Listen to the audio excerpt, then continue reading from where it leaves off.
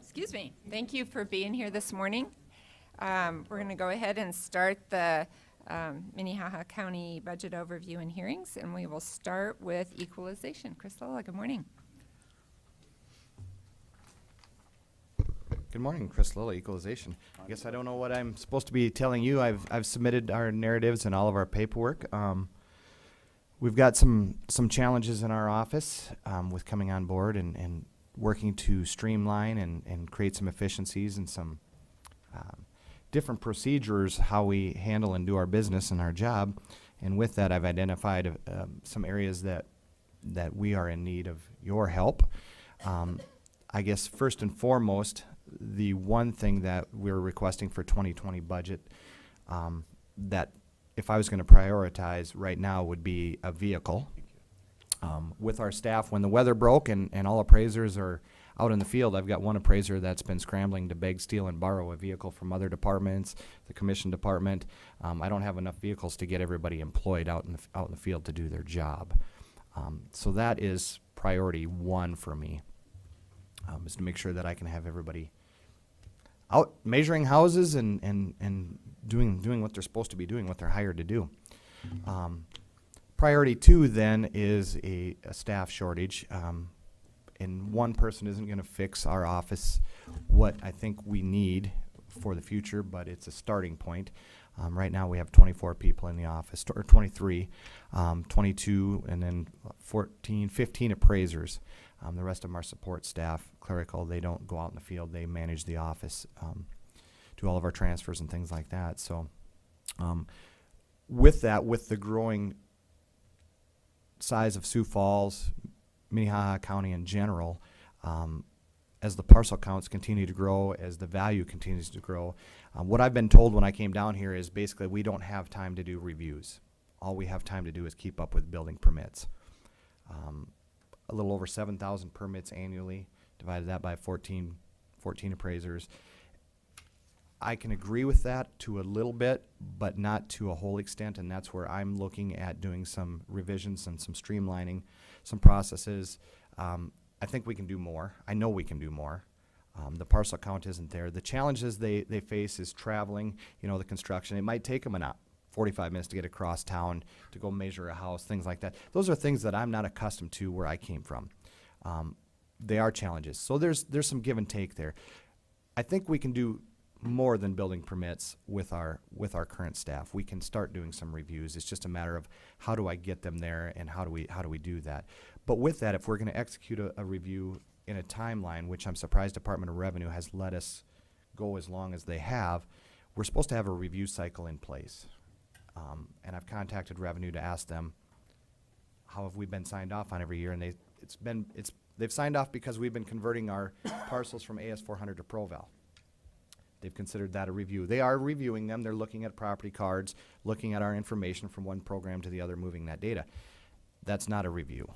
A review is boots on the ground, going out, looking at properties that haven't had building permits issued to find out is there any changes made by the homeowners to improve the value or loss in value due to depreciation, due to flooding, due to foundations cracking, due to general wear and tear. We need to look at those as well. So we need to do that. With that, I would be anticipating an 8 to 10 year review cycle. That would mean every 8 to 10 years, every property in the county would get physically looked at. In order to do that, I need staff. And again, I'm going to throw out a stat, and I know I've been told and beat down, don't do that, but IAAO says that you should have about 1 employee per every 2,500 parcels. That's kind of a model they use worldwide for all jurisdictions. That being said, that appears that we need about 29 staff members in our office. We're sitting at 22 that are active and myself, so we're a little bit light. And again, it's a measure. It's not anything to be adhered to, and I realize that. Some counties, it doesn't mean we can't do our job if we have less. It just means we're not as efficient as we could be. So it's just one of those things I threw out there to support my request. Again, one person isn't going to make or break, but it's a start. And there's a 2-year train-up time, probably first year to become certified. So it's an ongoing. So in my long-range plan, I projected asking for one person annually every year until we can get to where between our processes of streamlining the office, creating some efficiencies, some procedures, an addition of a staff, 2-3 people, when all of that meshes together, hopefully we're fully vested and maximally proficient in our job. So that would be priority 2. But with another person, then also comes another vehicle, if we're allowed that, because then I can't get a vehicle to cover my current shortage. And then if we hire another one, then I'm still a vehicle short. So again, prioritizing vehicle first, then a staff, but with that comes another vehicle. Thirdly, in my major request is to replace a vehicle, a 2002 Blazer. I've submitted the maintenance log on that. I mean, it's an older vehicle. We've had some issues. We're going to have issues. And at what point do we continue to put money into a vehicle? I mean, if I got to put a $500 brake job into the vehicle that's worth $500, do we want to do that? I'm going to kick that back to you. I'm just throwing it out there. We're using it. We're driving it. It drives down the road.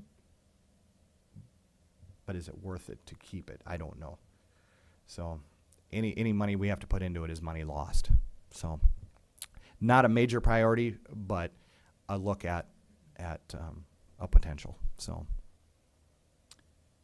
Are there questions? Madam Chair. Commissioner Barth. Chris, I really appreciate the work you're doing. But is it possible, I've heard that your staff goes out for half a day and then spends half a day in the office. Could you alternate using the same vehicle with half the staff? It's yes and no. For the most part, I don't want to micromanage them because 14 different schedules, 14 different, commercial. They don't have as many parcels, but they're more in depth. It's hit and miss. I kind of leave that up to the appraisers. They have their parcels they need to get to. I can look at some of that. I don't know that it would work so well. There's so many variables to that. I mean, Dean and I had talked about that, and we'd considered that. When the weather's nice, they're going. If we get 5 days of rain, I'm not going to have them out walking through the mud, measuring in houses. That's their days to do their paperwork, to get caught up, to do their data entry. So when that weather breaks again, do I want to tell half of my staff, sorry, you got to stay in this morning and you got to go out this afternoon? When it's going, if you come up in my office on a nice day, there's me and the deputy and my clerks. There's nobody in. They are generally out from probably 9 in the morning till 4:30. Maybe coming back in or out depending on what they've got to go, what they've got to do, or what their personal life, if they've got other appointments or things they have to do. There's not one thing that's consistent with that. So there might be the perception of that, but I don't think that's the reality. Madam Chair. I'm sorry, Dean. So have you put in your budget, for, if you are going to get an additional employee, have you put in for computers and Yeah, that's furniture? that's in my budget plan there. Yep, Commissioner Karski. 14 appraisers. How many vehicles do you have currently? 13. 13? Okay. So Chris, I know you weren't able to be here on Tuesday. I Yeah. don't know if you had a chance to listen to the presentation. I know your deputy was here. Yep.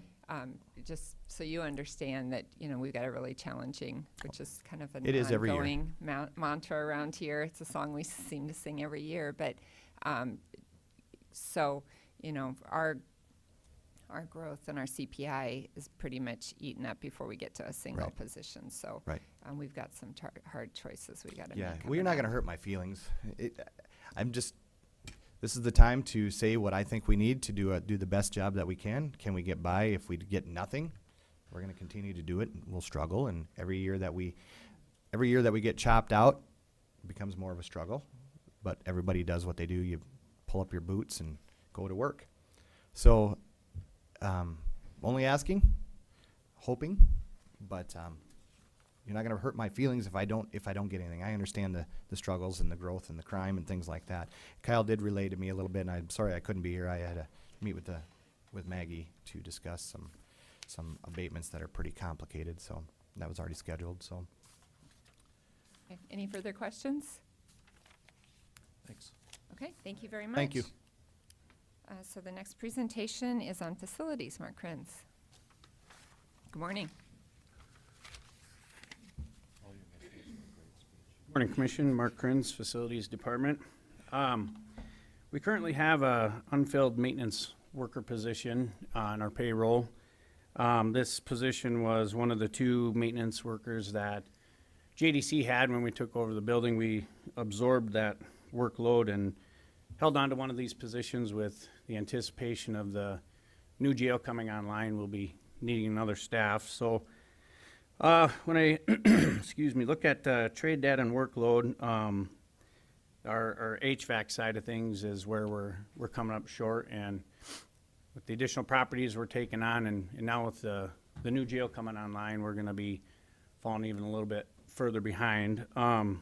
Currently from 2017 up to date, we're putting in about 60 hours a week in the current jail and almost 50 hours a week on the HVAC side. So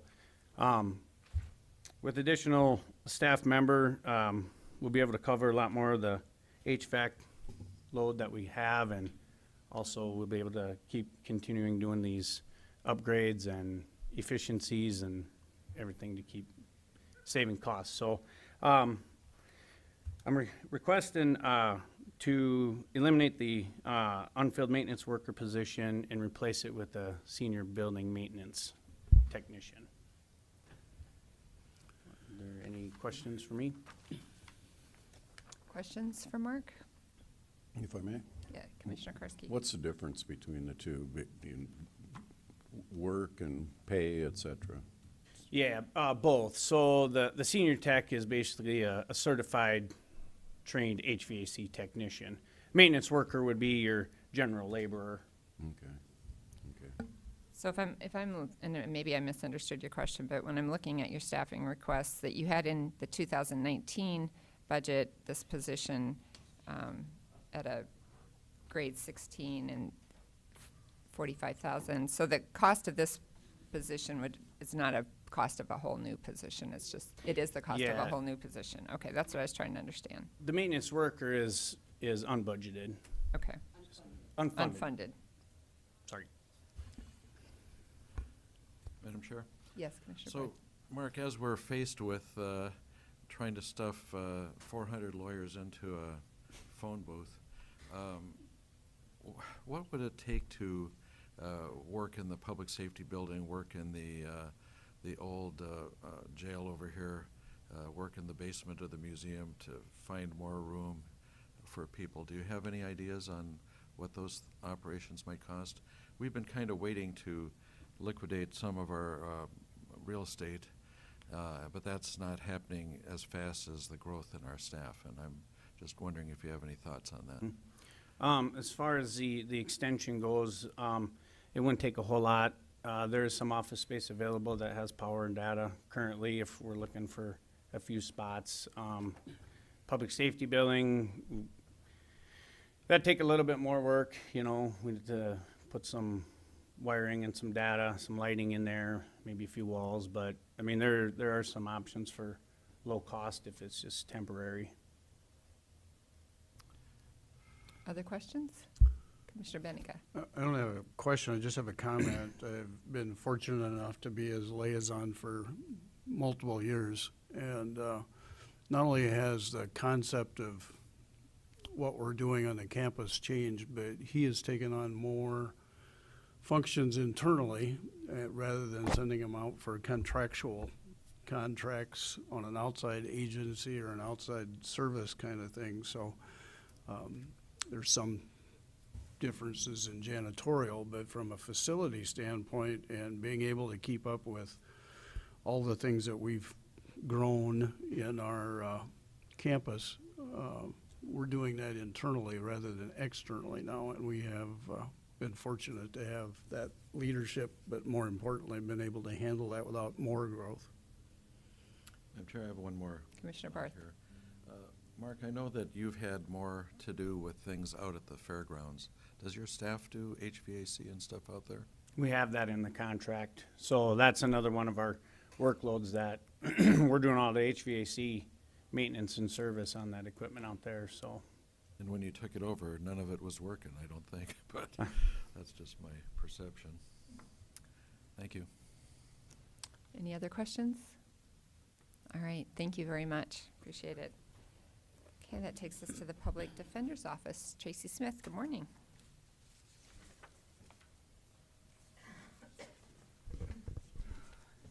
Good morning, Tracy Smith and Mike Miller, Minnehaha County Public Defender's Office. I will just add, you do have this on your left, on your PowerPoint. Yeah. On It's your- on Dropbox under the today's commission, or today's budget hearing. You want the PowerPoint?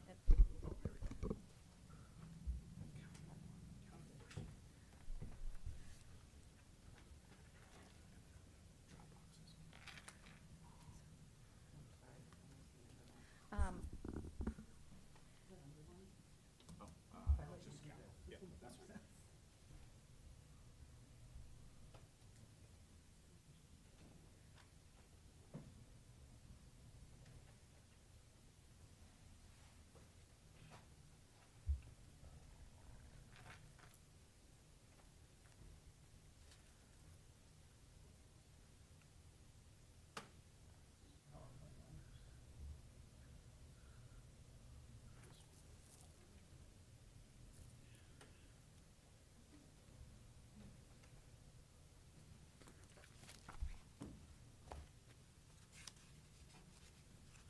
Thanks.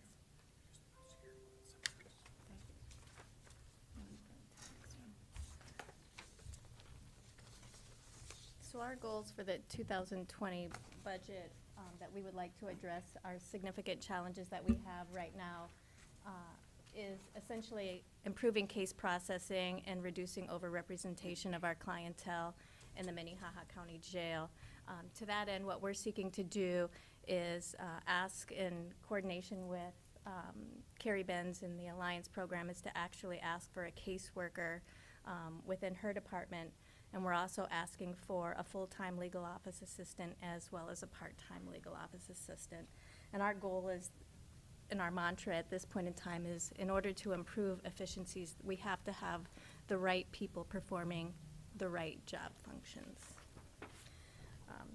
What we see as being the impact of these additional staffing is helping clients who are with mental health crises or drug abuse disorders, responding to them earlier at the beginning of their cases, increased efficiencies by identifying conflicts early on in their cases, reducing turnover.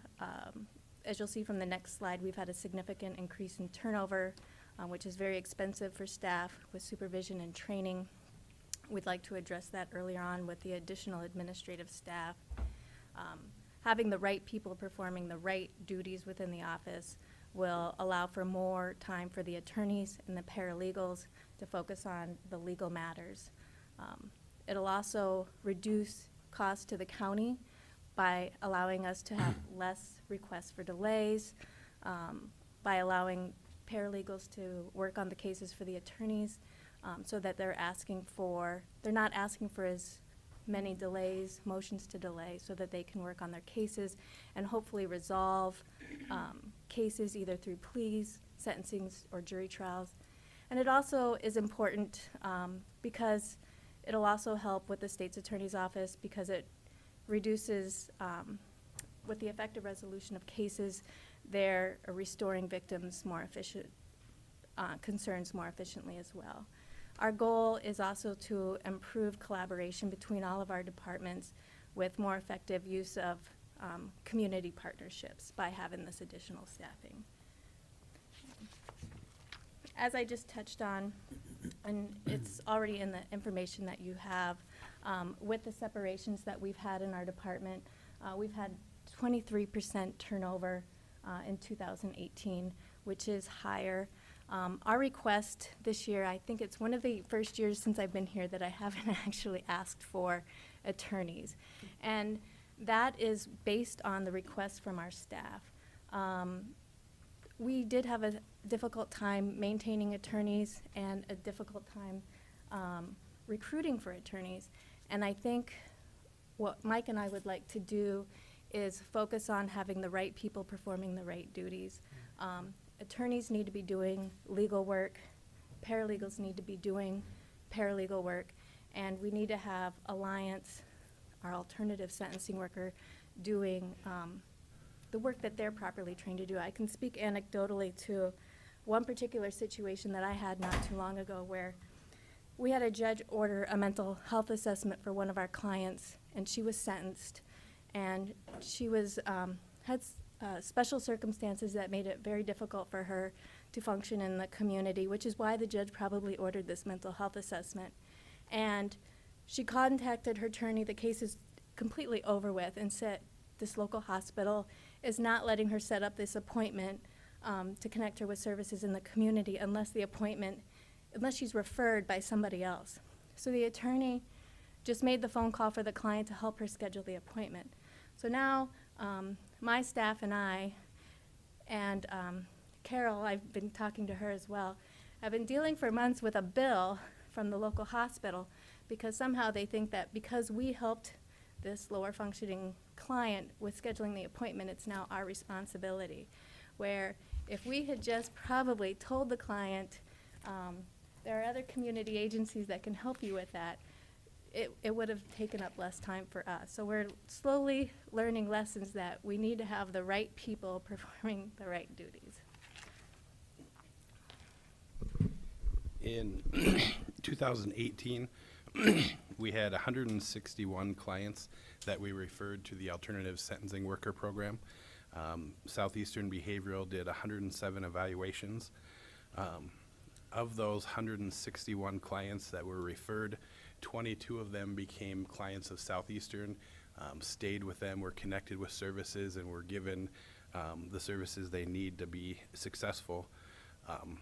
Those 161 clients were referred to the Alternative Sentencing Worker Program, actually only made up 1.9% of our clients from 2018. And this is a pretty low percentage, even though we have a good result with outcome. So adding this caseworker position will help us increase the number of people who need these services that we're able to actually get connected. So we've had good outcomes from having this alternative sentencing worker program, but we're short staffing. We need some additional help to be able to utilize it to its fullest benefit and get the most people connected that need to be connected.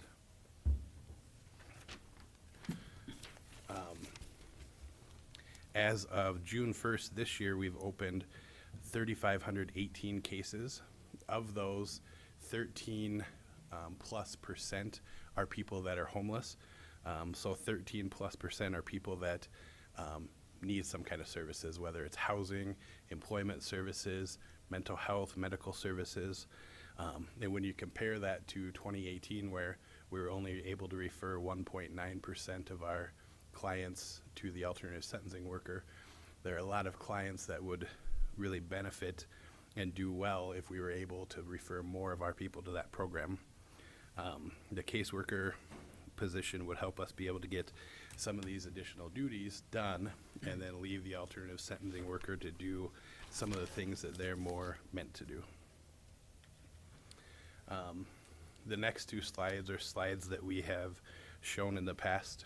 Slide 7 is a snapshot of a week of a misdemeanor attorney's calendar. Slide 8 is a snapshot of a week of a felony attorney's calendar.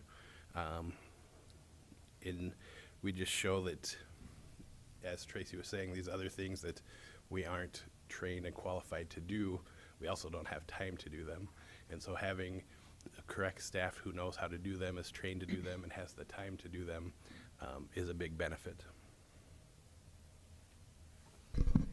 The next slide is essentially, as was contained in our annual report, it just shows that our felony caseload has increased over the last 5 years, 104%. Our mental illness, alcohol commitments have increased 422%, and the overall caseload of our attorneys has increased 36%. That's why it's even more important that we have the right people performing the right duties.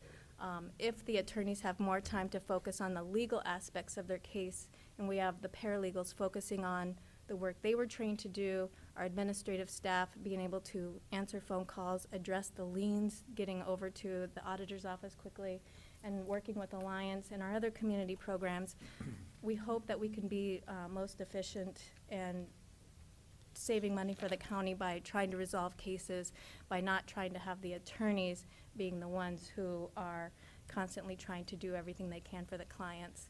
And this is a way that we're hoping to do it by adding the additional administrative staff and asking to ask for the caseworker specifically to work with our clients. The next slide also is contained in our annual report, which also shows the breakload of our caseload over the last 10 years. And I don't think anyone's arguing that our caseload has gone down or anticipating that it will go down. The next slide shows the breakdown in percentages of the county's indigent defense costs versus the county's indigent defense workload. While the private attorneys who are appointed are only handling 10% of the indigent defense caseload, they eat up about 23% of the funding. Public Defender's Office is responsible for 74% of the casework, and we are able to do that with 59% of the funding, which shows that we try to be as efficient as possible and as good a stewards of the tax money as we can be. I think it's already been said that statistical information versus need versus growth isn't always the best information to present in as far as showing what it is that we should have, but it is important that based on national standards, when you're looking at where we should be and what the recommended is based on the ABA and the NLADA, this is a comparison of showing what we have seen over the last 10 years. The red line there shows what our attorney growth has been. Our request for, despite the county being in a difficult time right now, us saying that we need a legal office assistant and part-time help for a legal office assistant and a request for a case manager position for Alliance is our attempt to show that we recognize the situation that the county is right now, and we're willing to work to try to be as most efficient as we can, but these are not positions that we are making light of or asking, just they're very important for our office. And the last slide, I think we've kind of shown before, the success of the alternative courts that we have here, drug court, DWI court, veterans court. They see great success over just people going through the regular court system, great success versus the amount of resources that they actually take. We have attorneys that participate in that, and I think that shows also our part of our office helping to be part of the solution to try to fight the problem of recidivism. Are there any questions for us? Questions? Commissioner Barth? Tracy, do you have room for more people? We do. The reason for our request for legal office assistance is because that's what we have room for right now. We do not have any additional office space. Our request for the Alliance caseworker would be housed. I have visited with Ms. Benz, and the intent would be it would be under the supervision, and they do have space in their department. And the other two, you have room for them? Just the legal office assistants, yes. Other questions? Commissioner Karski? Just comment more than a question. I've been on the Public Defenders Board, Advisory Board now for 2.5 years, and I appreciate Tracy coming to us with this request because in my own personal business with my staff, I tell my salespeople I don't want them doing customer service work. In Tracy's office, it doesn't make sense to have attorneys doing legal assistant or admin type work. We need people doing the right jobs, and I can appreciate this request, and I am supportive of it. Anyone else? Commissioner Benninga? I'm sure this is kind of hard to evaluate at this point, but do you see any effect of the triage center being able to divert clients to the right place at the right time up front rather than halfway through the system? Hopefully. It should work, hopefully, kind of like the mobile crisis response team and those kind of things where they divert people to the services they need before they get to the courthouse, before they get arrested, and hopefully save money in that way. I agree. I do a lot of the mental health commitments with the 422% increase in mental commitments over the last 5 years. what I do see is a lot of people who are using the mental health commitment process as a way to stay on their medications. And I do see some people who have been out in Pennington County who are using the behavioral health system as a way to get medications because they think our system is a lot like what they have out in Pennington County. And I do think once we have that, we'll save a lot of money by not having as many mental commitments. Other questions? Commissioner Heiberger. Just a comment. I don't know that it's a question. I don't know if we want to go down this road, but I know last year we had conversation about professional services and the amount of money that you guys put in that and the amount of money that you spend, and that the average person could never afford some of the professional services that you guys have. And I still think that that needs to be a question on the table, whether it makes sense for us to put $270,000 in professional services and fly people in from all over the United States. And we don't maybe need to have that conversation now, but I do find that as a concern because that could help to find a person. So I think it's a lot of money. I think with our expert expenses, a lot depends on the number of homicide cases. And they are ordered by the court, and they have to be approved. We do look for local resources, the best that we can for what's in the area. The only time we look for out of the area is when there isn't somebody locally available. And I do think with you being on the Mental Health Oversight Council with me, Commissioner, you're aware of the shortage of some kind of experts and doctors and things in our state. Yep. Anything else? All right, thank you. Thank you. Very much. That takes us to Human Services. Kari Benz, good morning. Okay, so mine can be a little bit shorter because I think Tracy and Mike did a good job of talking about the position for Alliance. I guess if you want me to field any questions, I can sure do that. I think that Alliance has spoken for itself. I think the stats are showing that when people have effective case management, the likelihood that they are those that have high recidivism rates, it does decrease that. And I would agree with Tracy. I know in our office we have really tried to realign people to more efficiently perform their job, and we have people streamlining things so that they are doing the work that they were set to do.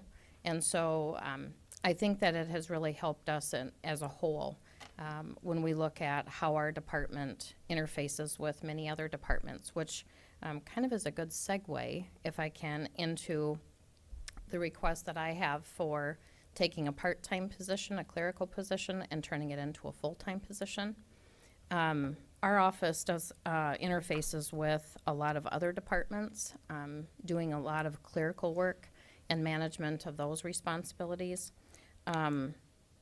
It basically would be taking the monies that we have in our budget currently for the part-time staff and putting that towards the full-time position. So albeit it would be a quote new position, part of that funding would already be offset with what we have in the budget currently.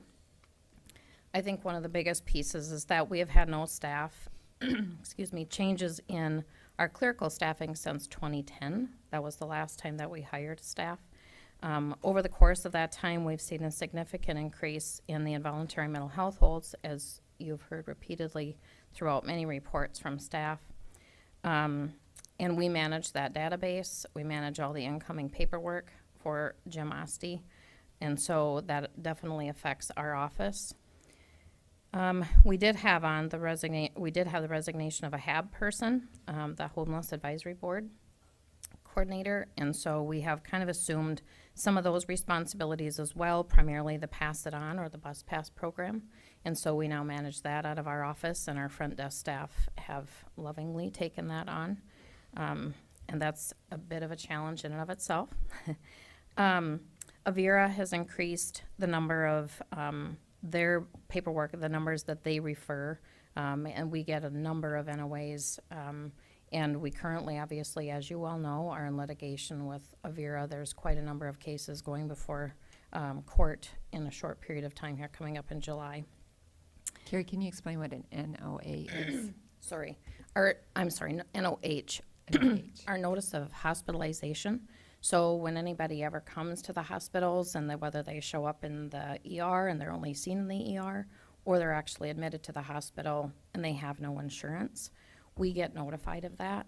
And so the hospital is almost applying for that person on behalf of that person for county assistance. Thank you. Excuse me, the ability to have another front desk or more time in the front desk would allow us to better develop, excuse me, I'm probably gonna have to end this off. To better develop a database. For a case manager, we actually have now redesigned a case management position that is gonna be doing more homeless and housing placement with people.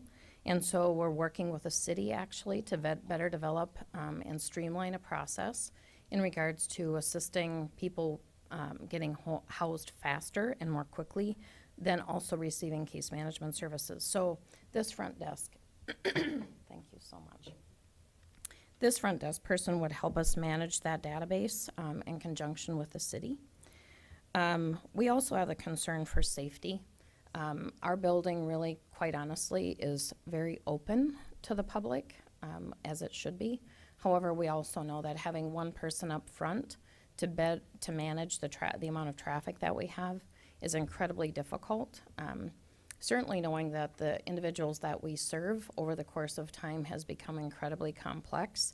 We have not only continued to provide the emergency services that we are statutorily obligated to provide, but we also now have increased with our Synergy program, which is our homeless families, and obviously then our jail reentry program of Alliance. So our numbers have increased significantly, and we've done some time studies, and I think that's been the most convincing piece for us, is that in doing the time studies, 20% of our time, of our current staff's time, is spent doing work for other departments in the county.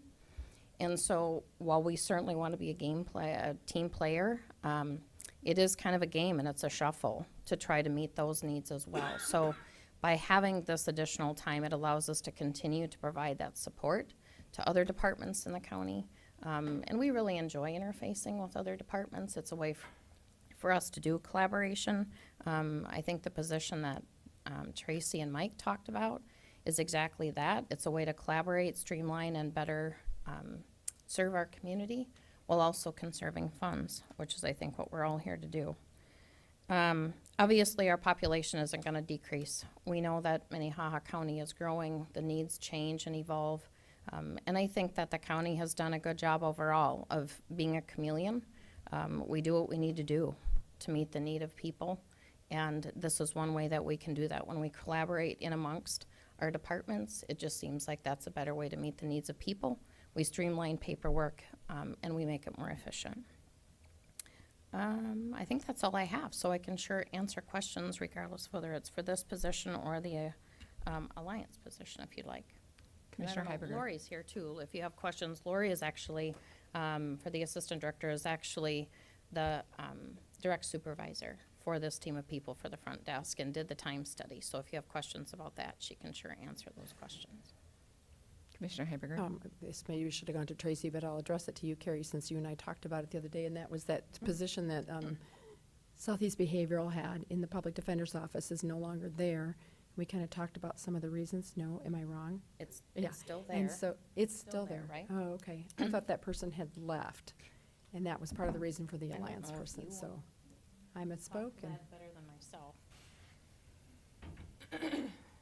I thought that person had left, and that was why this was kind of filling that hole.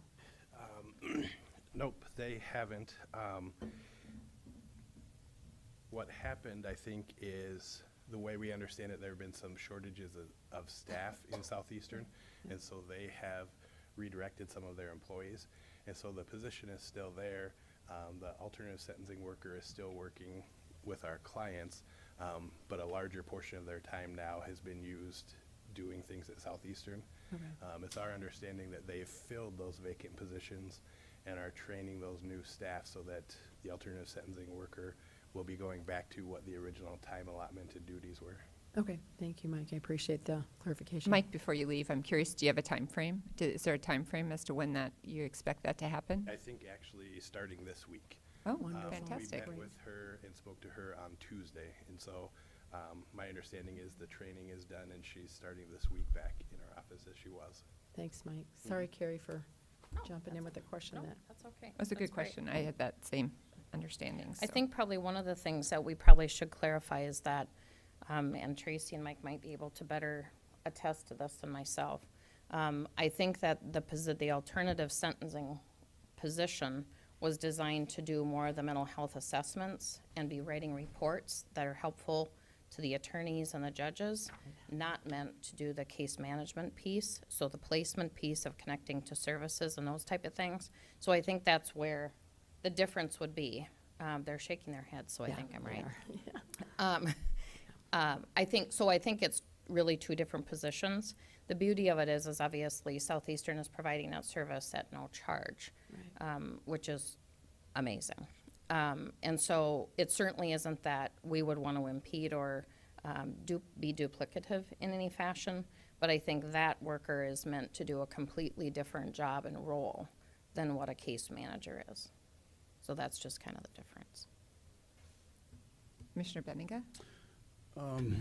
Carrie, I'm having difficulty, not just yours, but in other budget presentations. When I look at the overtime on some of the line items from 2018, for example, yours shows $77.75 in overtime, and I obviously know that you guys do comp time related also, but that's not hardly any overtime. We try to do no overtime. Our overtime primarily comes from, we are on call after 5. And so that any call that we get through the helpline and our on-call person receives on a Friday, it's just time that they can't flex out. And so that's really primarily where that comes from. Other than that, if we have anybody that works past that 8 to 5 or past that 40 hours during the week, Lori can attest to the fact that we kind of go crazy because it's usually trying to rob one program to cover something else, because we usually run short. By Friday, we're pretty scarce in number, because we do try to get people to flex out their time so that we don't incur that overtime cost. There is a work and need ratio of how much overtime you can afford to do before you hire someone else. And generally speaking, $77 in overtime would not make much sense to hire someone else for a long time. It's And I Sorry. frankly had probably that much overtime this morning before I came to work. No, my staff.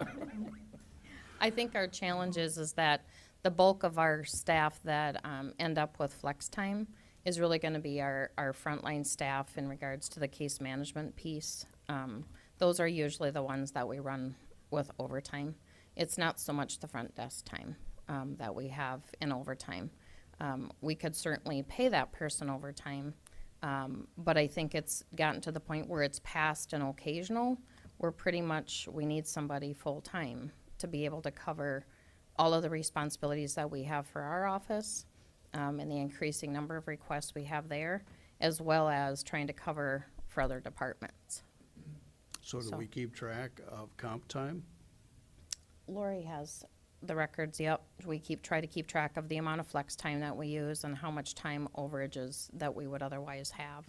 We could sure get that information and try to track that for you, if that would be helpful. Is there a way for us to get that information? I know it's not a budget item, but I would love to see that. Thank you. Commissioner Barth and then Commissioner Karski. So in the proposed budget, are we still funding the HAB director position, or are we leaving it vacant and leaving the funding in there? Is that what we're doing? The or- funding has remained in there, correct? We've Okay. left that funding in there. And that report that the study that we incorporated as the plan, that should be being completed. We'll be having a meeting with the Augie Research in the next couple of weeks. And so we'll be able to review that and find out what we need to do with that. That team, I'm sure, will have recommendations as to whether we continue to fund that position or whether it gets repurposed. Commissioner Karski. Tracy, Carrie, for the 2 years I served as your liaison, we had ongoing discussions about the cost of burials to the county with the local funeral homes. We're bumping that portion of the budget up by 10% this year. It's $20,000.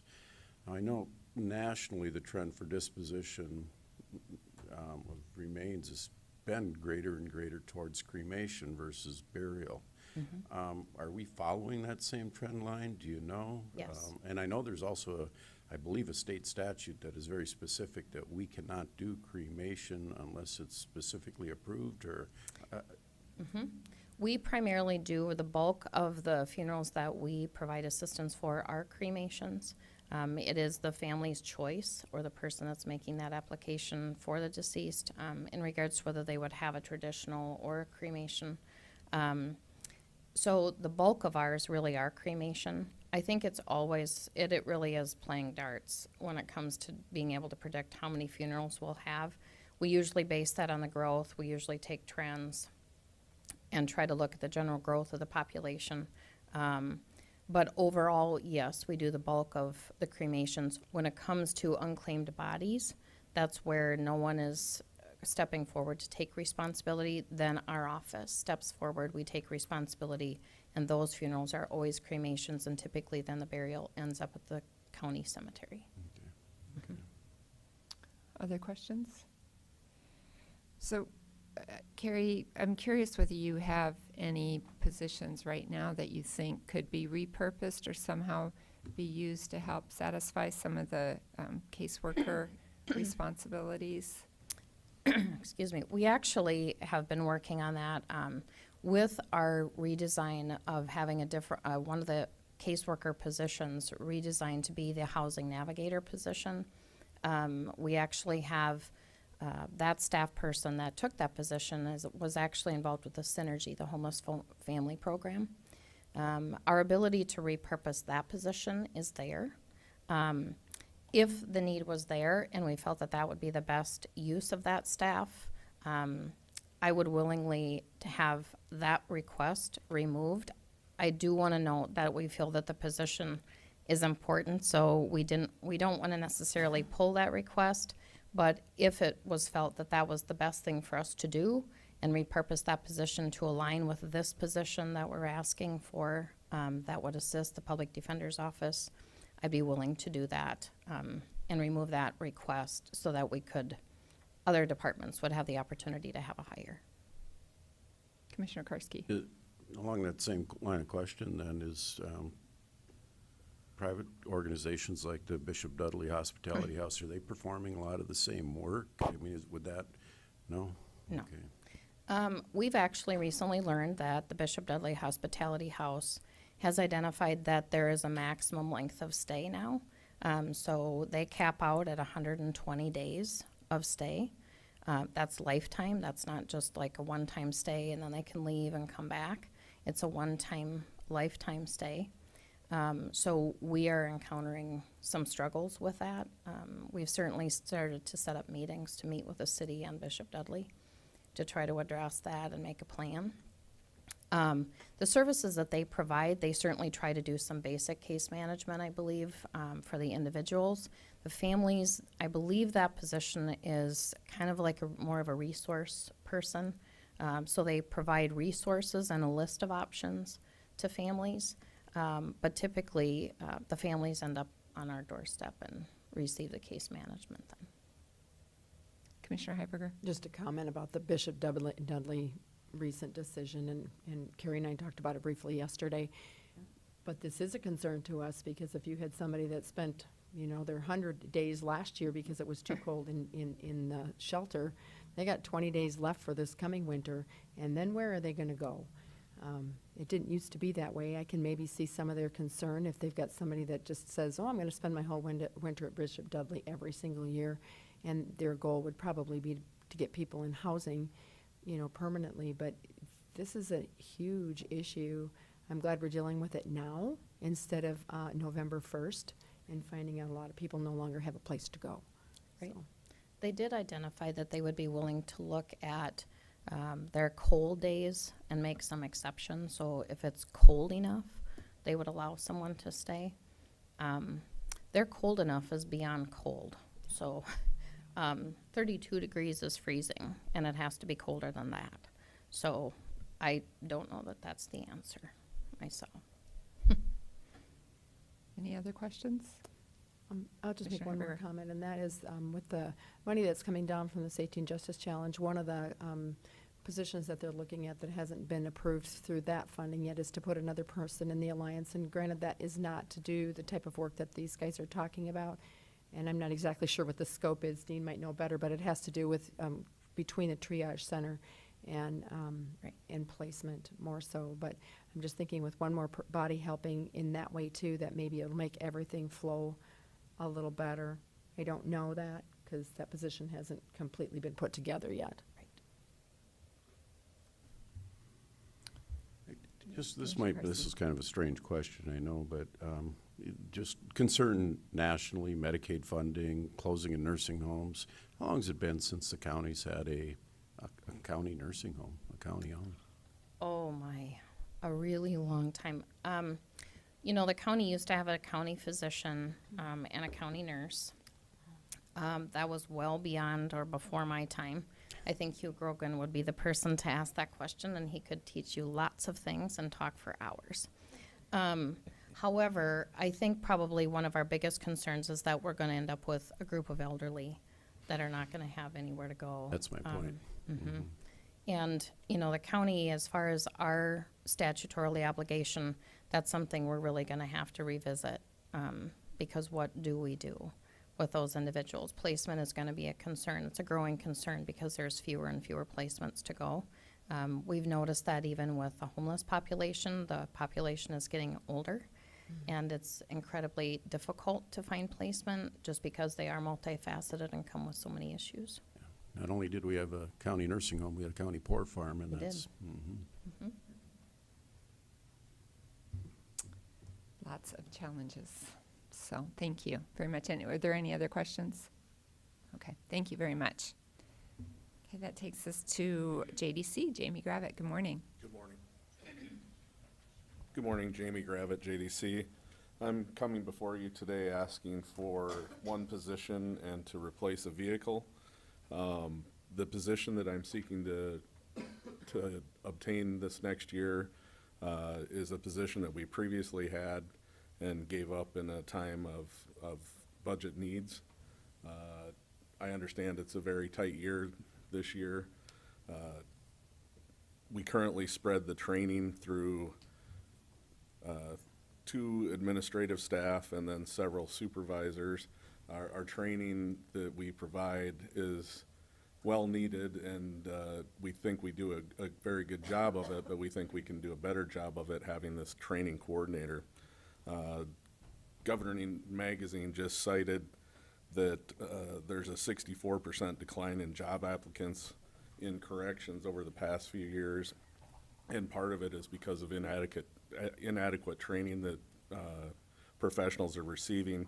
One of their recommendations is having this field training officer to orient new staff, as well as working with local colleges to try and get some of that training provided through their coursework early in their college career, and then hiring those people to get on-the-job training and hopefully move them back in. We don't have those official connections with the colleges, but we're working very hard right now to hire part-time staff and have them trained and moved in, and it's important for us to have well-trained staff. Just yesterday, there was a news article that came out from Newswatch South Dakota about abuses that are happening at the Aurora Plains Academy, and one of the major things that they cited was poor, inadequate, continued training. And you know, we need this. We're also ramping up for a mandate that's going to be coming from the federal government. In the 2018 OJJDP bill that passed, one of the requirements that they're going to be bringing forward is that We're not gonna be allowed to use confinement for violent acts in our building any longer than it takes the youth to calm down. So, along with that is gonna be coming a ton of training on, conflict resolution and those types of courses, and so I wanna ramp up and be prepared for that. This is similar to mandates that they had in the past where we know it's coming because it's following the pattern. It's when youth weren't held in jails anymore. It's when chins couldn't be held in secure detention, and now it's people can't be held in confinement past the time that they calm down. So we're gonna have a lot of training issues that we need for our existing staff, as well as maintaining professional training to orientate our new staff.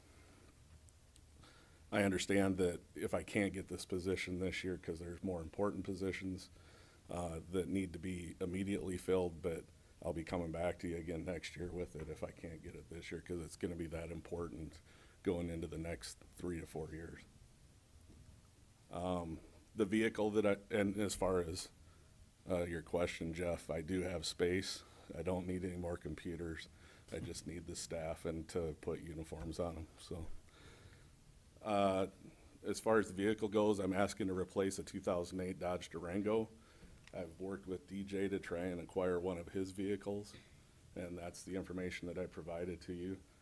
The current vehicle is severely rusted out. I'm worried about the safety integrity of the body on it if we were to be in an unfortunate accident, and especially if it's while we're transporting youth. I have a need for a four-wheel drive all the time because being a 24/7 agency, when I have staff that call in sick in the middle of a blizzard, we need to find a way to get out and get to them and get them in, as well as I need a larger vehicle to do multiple transports at once to reduce the people I'm pulling off our floor to do those transports. So the vehicle that I'm asking for, DJ paid $58,000 for 2 years ago. Blue Book value now is $30,000. I need to put a $4,000 radio in it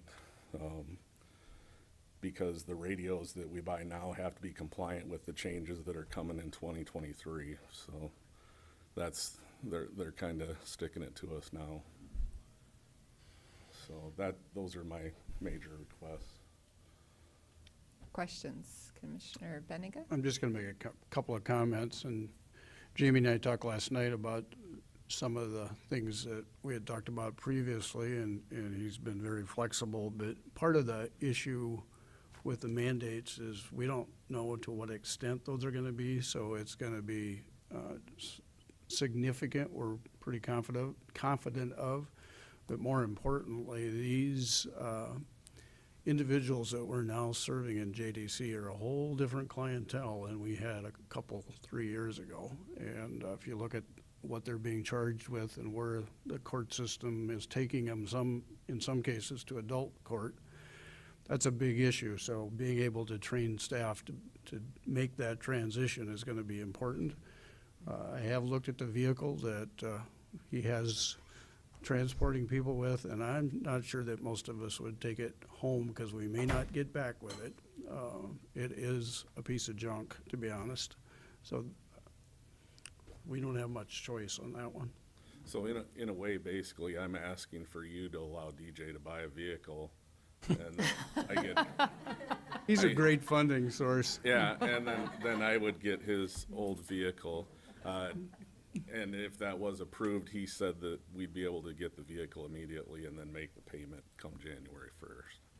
My analogy is if we put a $4,000 radio in that vehicle that he currently has, we just increase the value by $3,000. Madam Chair. Commissioner Barth? So these federal mandates are always difficult, and I can't imagine how you can solve that problem. But what about could that person start partway into the year as opposed to January 1st? I mean, what if they came on board at the end of the school year in June or something? Oh, I'm very open to that. That'd be great. like I said, we're ramping up to be prepared for this. Yeah. This summer, I'm sending 2 people once a month to peer for 4 months. They're gonna be training them on, a new behavior management program that the state is providing to all the detention centers. We're also gonna, you know, we're gonna need this coordinator is also a backup supervisor. They're a supervisory level position. Currently, when we have supervisors that call in sick, it's difficult to pull other supervisors. We're Rob and Peter to pay Paul. You know, you bring up overtime, that there was a period last year where I had a supervisor quit, another one that had maternity leave or paternity leave, and, you know, and we were down a staff. So we were constantly robbing shifts to maintain minimum levels to keep kids out of their rooms, and maintain ratios. So I mean, it's a multifaceted position that we're asking for, but yeah, definitely, if you can give me half a year, I'd take that in a heartbeat. Other questions or comments? All right, thank you very much. Thank you. That takes us to the treasurer's office. Pam Nelson, good morning. Morning. Overall, I didn't ask for an increase in my budget, and generally speaking, I don't do that. I try to maintain things the way they are with not increasing that budget. Well, let's go back. My experience that I bring to the table is I've been involved for 45 years in an elected position at a local, state, and a national level. I've also participated in all the national associations that have been affiliated with those particular organizations. So I have the advantage of having contacts in just about any state and dealing with just about any subject. So I have valuable resources out there that I rely on a regular basis to help me make decisions about things that I do and shouldn't be doing or should be doing. And so that experience also would indicate that I have been very fiscally conservative in terms of budgeting and the money and resources that I ask for. I only ask for what I think we need. I'm going to try to justify those requests today, but in the end, the ball's in your court. You can decide how much and what priority you want to give those requests. We are asking for an additional 3 staff people in our office. Those people would be involved in 2 of those people would be used to fill in at the window when people are on breaks, lunch, or vacation. And they would also be used to help us do some back office stuff when they're not filling in at the window. That would also enable our one phone person to spend more time on the phone and less time at the window, because right now we see the need for when people are in line, we need to take care of those people. You can always call me back later. So those are the things that we want our people to do. And I think that in our office, we're pretty efficient. Just when we managed to get, well, when I came, the waiting time in my office was around from 1.5 to 2.5 hours, and we're now down to 15 minutes or less. But in order to do that, we need to have 12 windows going at all times. And we are doing that right now by taking at least 4 people several hours a day away from their regular jobs, and one of those persons would be the phone person. So we need to change that, and we need to still maintain that probably 15 minutes or less. I think that's a reasonable amount of time to expect people to do that. Some people, quite frankly, don't have any choices because they don't have, the business that they're trying to conduct can't be done at a self-serve kiosk or something like that. Generally speaking, the workload in our office is impacted to a significant extent by decisions being made by lots of other people. For example, right now we're dealing with 2 post office mailing box services were closed down. One was in Moody County and one was in Pennington County. When they don't have those resources, we're their resource.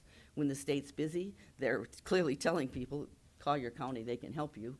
And so if you can't get what you need from the state, you'll call us. And I don't know how there's anything that we can really do about that.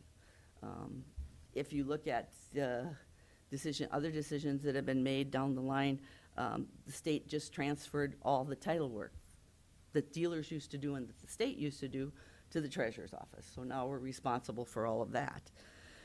If you look at the population, It's grown about 30% since 2000. If you look at the staffing level in my office, when I went there in 2005, I started actually in November of 2004, but the staffing level then was 20 people, and we now have 23 people. And we're serving significantly more people, doing significantly more things than we did in the past, and those are the reasons that we need the additional staff people in our office. I'd be happy to answer any questions that you might have, and our fate is in your hands. Questions? Commissioner Barth? Pam, thanks for coming. I usually go through the line just to see what it's like, and I've got to say that even when the line's down to the pillar, it only takes 15 minutes to Right, Jeff. get through the line. I appreciate that.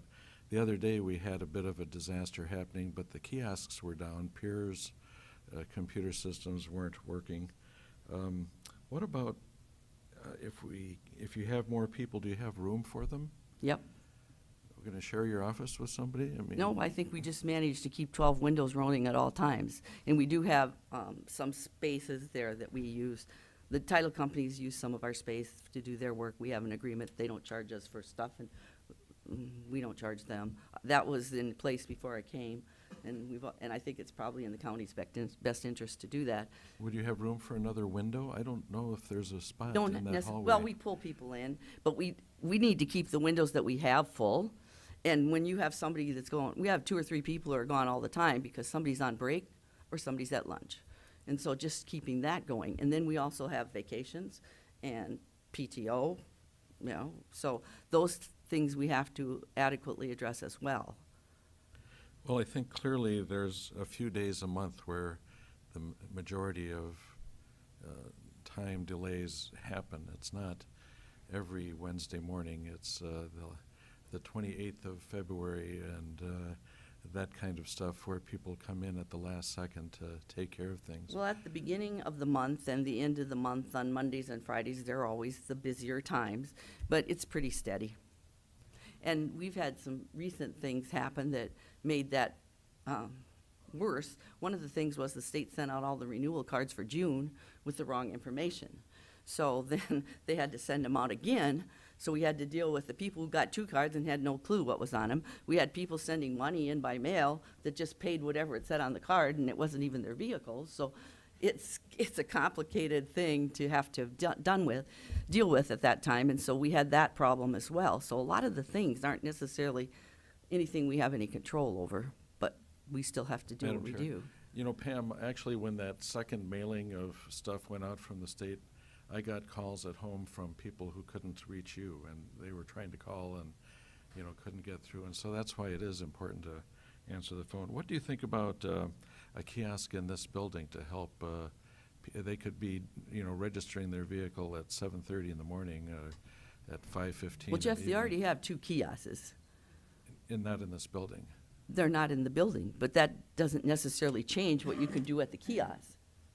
I agree. I'm just wondering if that might. And I don't know relieve where you're some- gonna find that person, because I'm not willing to give up somebody we already have to go man a kiosk in this building. And I don't think the state's willing to give you that person. What about, and this is just another idea, what about advertising alternatives like mail and internet and stuff to people so that they don't have to come down to your window? I know that I don't have to come down to the window. I could mail in my renewals, et cetera. And, but I like to see what's going on in the line. I'm not opposed to doing it. Okay, We do put it on our card right, that you have alternatives. make it more I tell colorful. people that on a regular basis. I speak at service clubs on a regular basis. Thank you. Other questions? Commissioner Karski? My experience with your office has been pretty pleasant over the last year also. I've been down there several times for different things, and your staff have been helpful, and the line has moved rapidly. But I have had comments from people within the county, about wondering about the hours. They say I work 8 to 5. What are your office hours? 8 now? to 5. Okay. Have you given any consideration to starting earlier and going later? No. Okay. For one thing, it costs money. Flex time with staff would be my suggestion, but that you are an elected official, you have to run your office how you see best. The kiosk, I had breakfast with an individual the other day who came down and he paid for his registration. He said the line was long, it went quick. I said, well, have you thought about using a kiosk? And he said, there's kiosks? He wasn't aware of that. Have you even a sign on the door if somebody's here at 7:30 that, you know, kiosks are available? Because they're self-service kiosks, correct? Yes. Who pays for those? Right now, the state pays for them. State pays for them? I know there's one at Hy-Vee on 49th. Yeah. Okay. So there's one on 49th in And Louise. And where's another one? Out on off of East 10th Street and, yeah. Right off of Arrowhead Parkway. Okay. You know, I don't know what the state pays to run those, but, you know, if we could advertise that they are available, I don't think enough people are aware that they exist. It's a self-service kiosk 24/7, I believe, isn't it?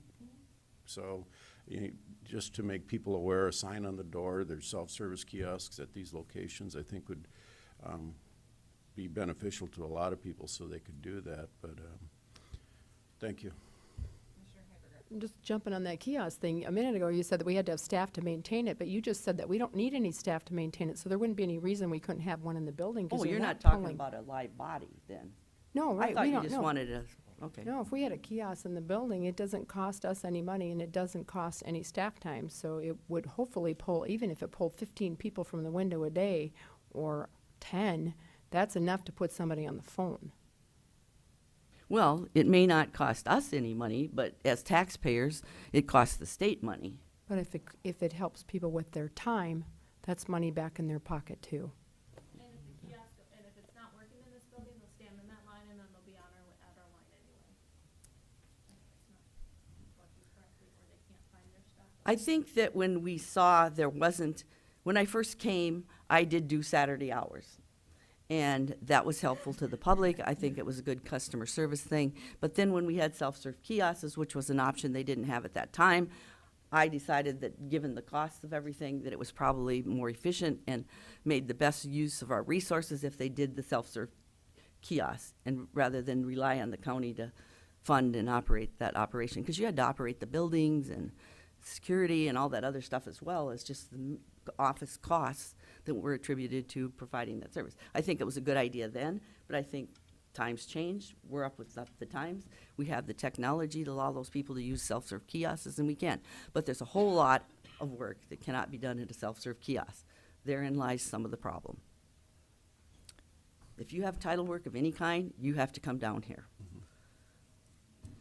Other questions, comments? And I might point out that we have two of the largest car dealerships in the state in Minnehaha County. So that makes our job even probably more of a bigger problem than it would be if you lived in Shmee or somewhere.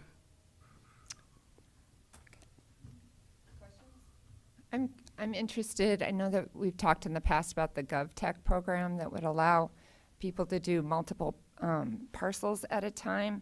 And I'm curious if your office is looking into that as a way to cut down on your mailing and to better serve your customers. What do we do? I don't know what GovTech you're talking about. Okay, well, I'm pretty sure there have been conversations about it, but Monty has information, and I think that that would be an opportunity for people who own multiple parcels to handle their payments at one time. And I suggest that we schedule a demonstration of that and to see how that might help with some of your staffing issues. They can pay multiple parcels at a time. It's an online payment of property taxes, Yep. which is what I understand. Yep. Yeah, we And do they that every already. day. No, you can only pay one parcel. You have to put in your bank routing number. With some of these other solutions that other South Dakota counties are using, you can say, I'm such and such construction company. Here's my 50 parcels. You could put in your one bank routing number and check out. You can check it out at Yankton. Well, you can have a demonstration if you want. I'm familiar with the process, but I run my office, and so, They can pay them online, but they just have to put it in each parcel at how many ever parcels they have, because then they have a confirmation number for each parcel that they pay online. Well, and in fact, I think that may be more efficient because it's easy. When we get multi-lists from the bank, they look at each, we end up refunding stuff because they paid wrong parcels. So if you do it one at a time, that means you're really looking at that record and deciding it's something you owe or you don't owe. Well, I know I've had property owners that have large number of parcels have been very interested in that option. And so, you know, I think the general flavor of the comments up here is that we think that there might be other technology enhancements to your office that could possibly address some of the staffing concerns that you have. And then we just want to make sure that we've explored all those options. Well, give me an example of a technology thing that we aren't already doing. One thing about technology is phone is a technology, but if you don't have anybody to answer it, it isn't doing you any good. We have computers, but if there's nobody to enter the data, it doesn't do you any good. So give me an example of something that isn't dependent upon a person doing it. An example might be putting a message on your phone system during high volume times and you aren't able to man the phone, so that folks who call in aren't just put in a holding pattern and stay on hold for multiple hours, that they understand that there isn't anybody there right now to answer the phone, and so perhaps they should call back at a time where it's not quite so busy. And you could give them options. You could have on that phone message where the kiosks are, and some of those kind of enhancements. GovTech is an enhancement. A kiosk in the building is an enhancement. I think those are the kinds of things that we are looking at as a commission to have some confidence that you've explored those and that you're utilizing those options to the fullest. We're working closely with IT on some of those issues. We've tried a variety of things on the phone. We do allow GovTech, and we tell people about it, but Well, I don't think you have GovTech. I'm pretty confident that that's. I don't know anything about GovTech. well, what I know we have used it, but So I just have a question on the kiosk that you guys are, well, to be There able may to be put in more the than building. Where would one you put this kiosk? I guess. Well, we that we'd don't- be looking for some input from your office, but we were hoping that possibly, I mean, one of the options would be to have it here in this building so that folks have access to it in an option instead of, Right, but I'm as like a citizen that walks down the hallway, there is no option. You have the ATM machine that's right there, and the kiosks are not a skinny thing. They are a big ATM machine. They do take up space. well, I think it'd be an opportunity to sit down and visit with facilities and see, you know, do some brainstorming and see if there is any option. I don't think it's been considered very fully, and perhaps it is not workable, but it's an idea that could be explored fully. and we'll give it the further. weight it deserves. Are there any other questions? Okay, thank you. Thank you. Okay, so that takes us to item 7, fleet management. I think we'll go ahead and do this fleet management discussion, and then we'll just take a quick break.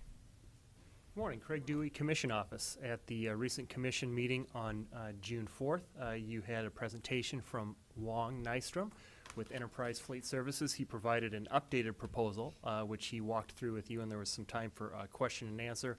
As this process has been researched, I'm just looking for further direction from you, whether that is an option that the county wishes to pursue or not, or if there are still some additional questions. I know there were a couple questions from commissioners that I have passed along to Enterprise, and I'm waiting for answers for as far as references for different organizations who have increased the size of their fleet or reduced the size of their fleet based on the recommendations that Enterprise has conducted. And then there was another question about what it would be like if the county participated partially but not fully with its fleet.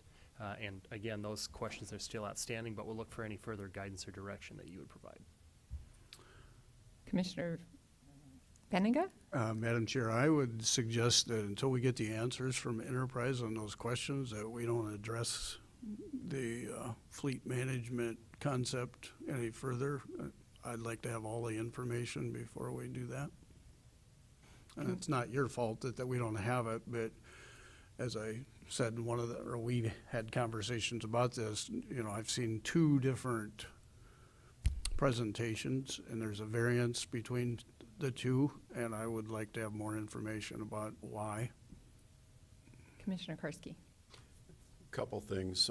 One, we've heard from, Equalization, JDC, about the condition of some of our vehicles and, low mileage, but they're not going far, but almost embarrassing to put county plates in some of the vehicles that we do have, and having a fleet management would definitely take care of that problem. I don't think we need brand new shiny vehicles running around the county, but we do need safe vehicles. And when you look at what's happened to vehicles since 2011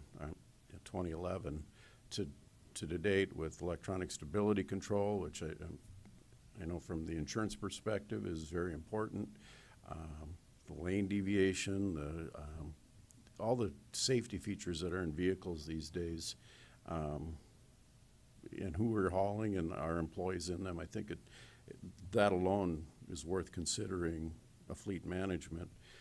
My concern is more, and we emailed yesterday about the RFP need, and I know they did go through Sourcewell, which I didn't quite fully understand until we talked, but I know that you and Carol have visited about, you feel strongly that the selection process meets the RFP requirement, but I would like to see that vetted through our legal counsel to get their final opinion on that, because this is a large contract that we'd be entering into. So that would be my only concern.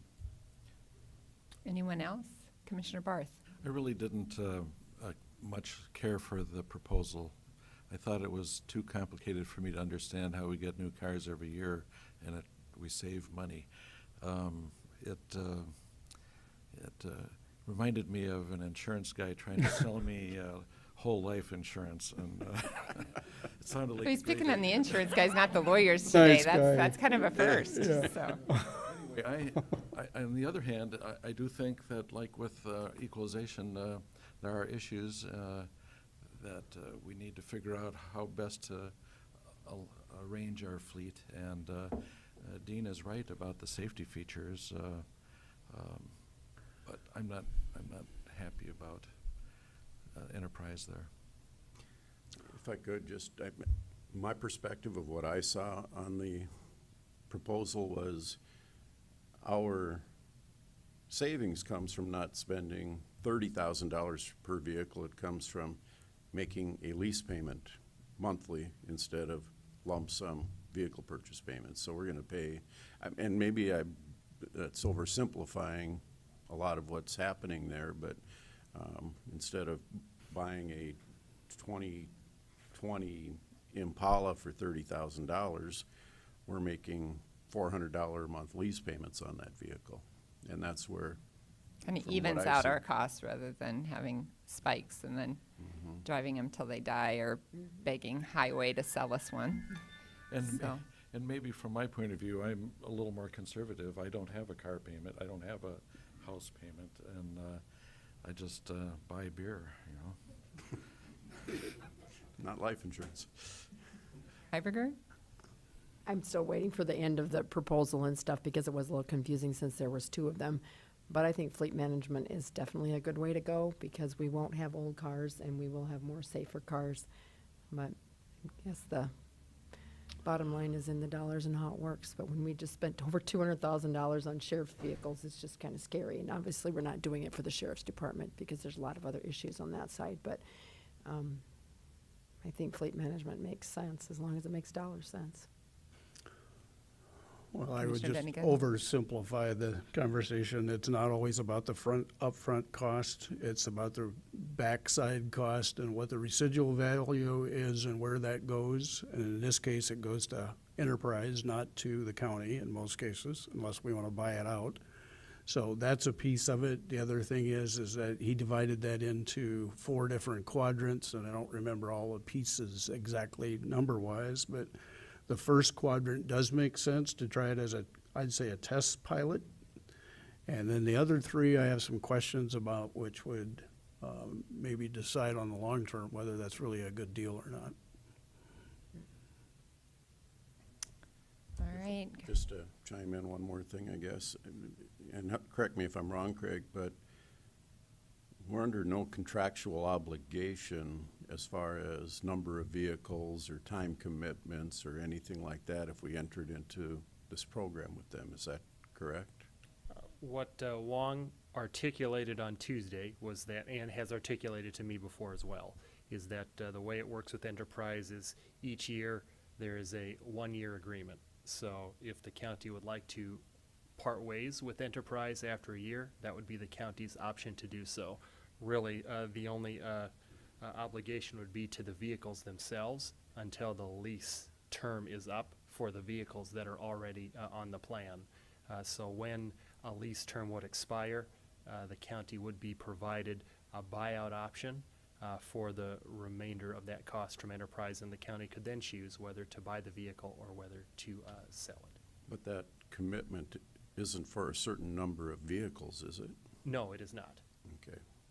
Yeah, the county in the end would choose and have full control over which recommendations that Enterprise would adopt in terms of how many vehicles. I know some organizations where I checked their references, some of them took a time out on further implementing any of Enterprise's recommendations, sometimes for 2 years. So that would remain in the county's control as far as the number of vehicles any year, or if the county would even acquire newer vehicles through Enterprise's recommendations. And the other kind of kicker on that deal would be like, for example, Equalization. If they had 13 vehicles and 14 appraisers that needed a vehicle that day, we could go on a daily basis and rent a vehicle through Enterprise also. Is that correct? That would be an additional add-on option, yes. We could do that right now if we wanted to, I think. I mean, you could. I think you'd get a better rate on it, or?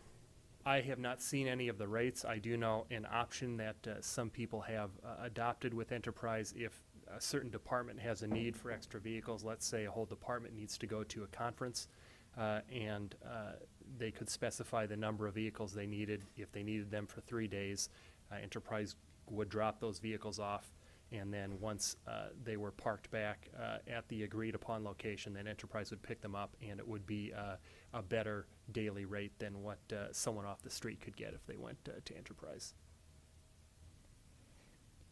Just to follow up on some of these comments, I think it would be helpful to have some information from Wong about what an exit strategy would look like. You know, if we exited after, 1 year, what that would look like for the county, so that, or if we exited after 2 years, what that might look like for the county, so we can understand not only what it is going in, but what it would look like coming out. Mm-hmm. Okay, Yeah, Commissioner. 'cause I wanted to Heiberger? jump on that too, because that was actually my thought, was like, if we just did this 1 year and replaced 8 cars, and then we decided to quit, I would assume we'd have to buy those leases out, and so it would be a huge chunk of money if we just bought 8 cars that were brand new. And so, yeah, it's super important to know what the exit strategy is if we do it for 2 years and then say, oh, we decided we don't want to do this anymore. It could be really expensive to get out. Okay, anything else that we need from Craig? Thank you very much. Thank you for the direction. Yep. I think we could take a 10-minute break for everyone, and then we'll be back about 20 till, okay?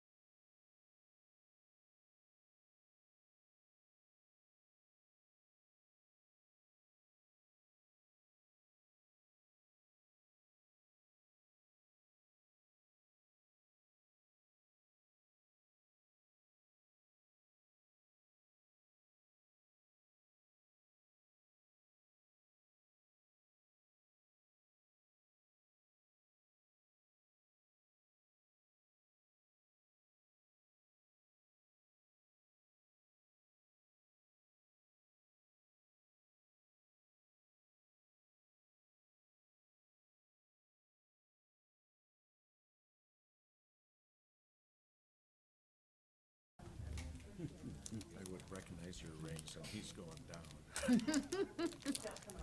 Okay. Okay. Are you leading this, or am I just, okay, you're gonna lead this? Well, I'll be Okay. up there. Okay, and I'll you let, can yeah. kinda- Okay, that's good. That's good. All right, so at this point, we've heard all the presentations about new positions that have been requested and kind of most of the general information. And so I think our task now turns towards making, at least having some preliminary discussions about decisions, difficult decisions that we need to make. And I think I'm going to turn it over to Carol, and we're going to see about some of those items, and then we can decide what we need to do.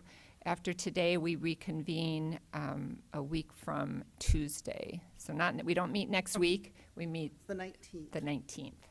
So we'd have about a week to kind of consider things and any additional information we want, and then we'll meet again on the 19th. Okay, Carol. Yes, Commissioners, I just want to bring back us to, it's always, there's no easy decisions anybody makes today, but as we start with those that maybe you're ready to start having some discussions about. I've got the vehicles in there. I think after hearing you guys talk about fleet management, we'll probably slide that one by. And, oh, sorry about that.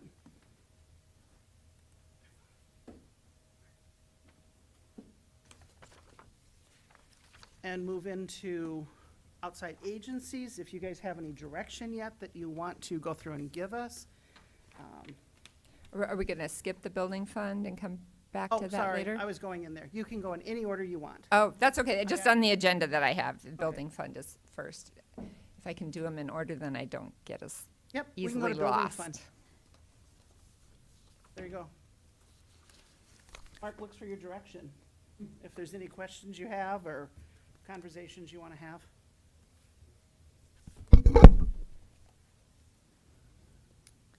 Hi, Mark. Hi. So, I guess I kind of covered everything in the last meeting, unless there's some additional questions. So I think the question right now would be, are there questions about the building fund? Is there any things people want to see changed? Any items that you feel like need to be adjusted? Commissioner Bender? Yes. I feel like we cannot wait for our properties to sell in order to do the capital improvements that are necessary to squeeze our staff into this building. I think that we need to take action immediately in next year to find the space for additional attorneys and other staff in this building or wherever, whether it means the public safety building or the one over there. We need to take action and plan for it immediately. And we're all hoping that we sell our property up on West, but until it sells, we have to find a way to function. And anyway, I just think we need to plan for that. Commissioner Karski. I 100% agree with you, Commissioner, and I perceive more of the building fund as being our ongoing, projects that we're going to be looking forward to building, but also maintaining the assets that we have. And, our building committee, we've been meeting and discussing the projects that you're talking about. Making sure that our state's attorney has adequate office space. We can relocate Equalization to the facility that they need to be in to keep people together. And that's a bigger discussion that I don't know if we have to include with this part of the budget discussion, because I think the works of our project management with Craig Dewey and the committee that we're looking at assembling, we're probably going to be addressing that greater need more appropriately through that, would be my suggestion. And I agree that I think we all recognize that that is a priority, and that's part of the reason that we're putting together this group to help us identify funding sources to do that and priorities. And they'll be meeting hopefully this summer. The plan is that there'll be some meetings this summer and reporting back to us early in the fall, and so we can start to get to work on that. Kim Adamson. If I could just make one additional comment, the proposed budget we have for the building fund at this time is basically a break-even proposal where our budgeted expenditures are approximately equal to our tax revenue. We ended 2018 with about $1 million balance in cash reserves in the building fund, and that is a level that I think it would be prudent for us to maintain. And so I just wanted to point out that what's been proposed, we would be able to preserve that $1 million reserve in the fund. Kim? That was my question. What was the reserve balance? Thank you. Kim? Go ahead, Commissioner Karski. Through our levy, we have a certain amount that can go for building fund, correct? We do have a levy for building fund, yes, and it is itemized on this chart you're seeing today. The building fund levy for 2020 is about $4.4 million. It's way at the bottom. That one.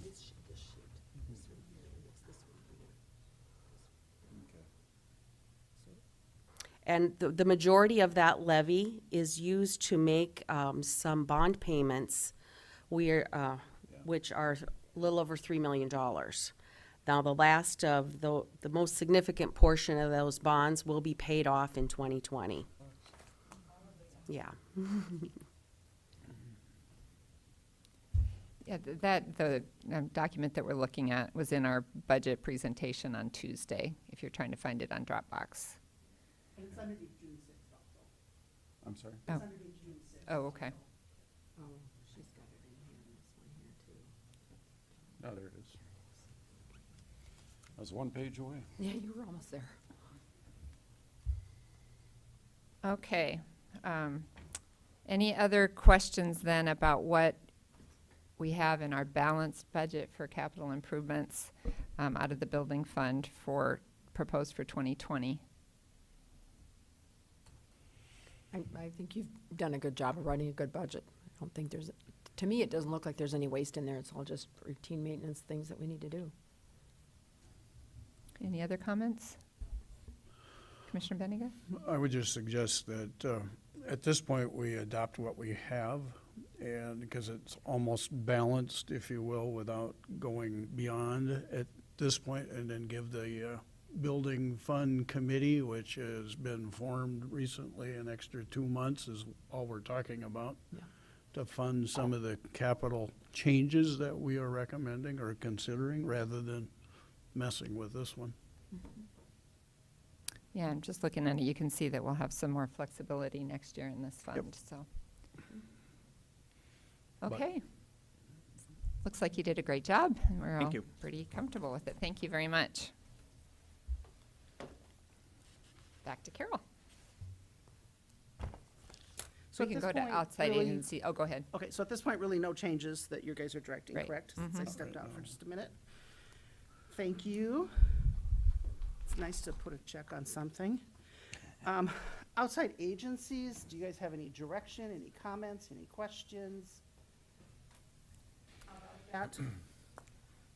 Commissioner Barth. Again, Carol, have we heard from MedStar? No, And ambulances are on the agenda on the 19th. yes, Okay. yes. So really, you're just, if you have any input other than ambulances, thank you. Anyone else? Commissioner Heiberger. Well, the contractual ones, we don't have a choice on those, I don't believe, like the animal control and the CCOG and the IVCs.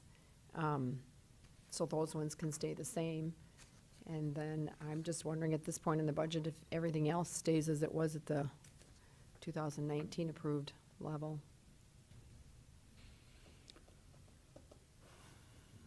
Commissioner Bennigan? I'm having, I understand where they all come from, and frankly, I'm part of that nonprofit group, but to see a 50% increase in request is not, I don't think, feasible for the county at this point. Yeah, I mean, I'd have to say that I'm in the same camp, that given the other challenges that we have, I recognize that every nonprofit is having challenges as well, but I don't see that we can be the source of additional funds, particularly this year.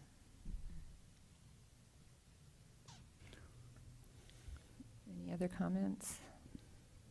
The other question I have, if I might, is when the Compass Center and LSS potentially consolidate that program, before we were supporting the Compass Center at 35 and LSS in that program wasn't being supported according to the approved 2019 budget.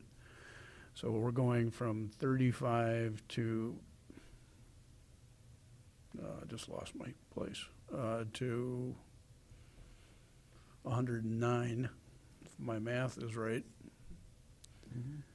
That seems to be more than a consolidation, so to speak.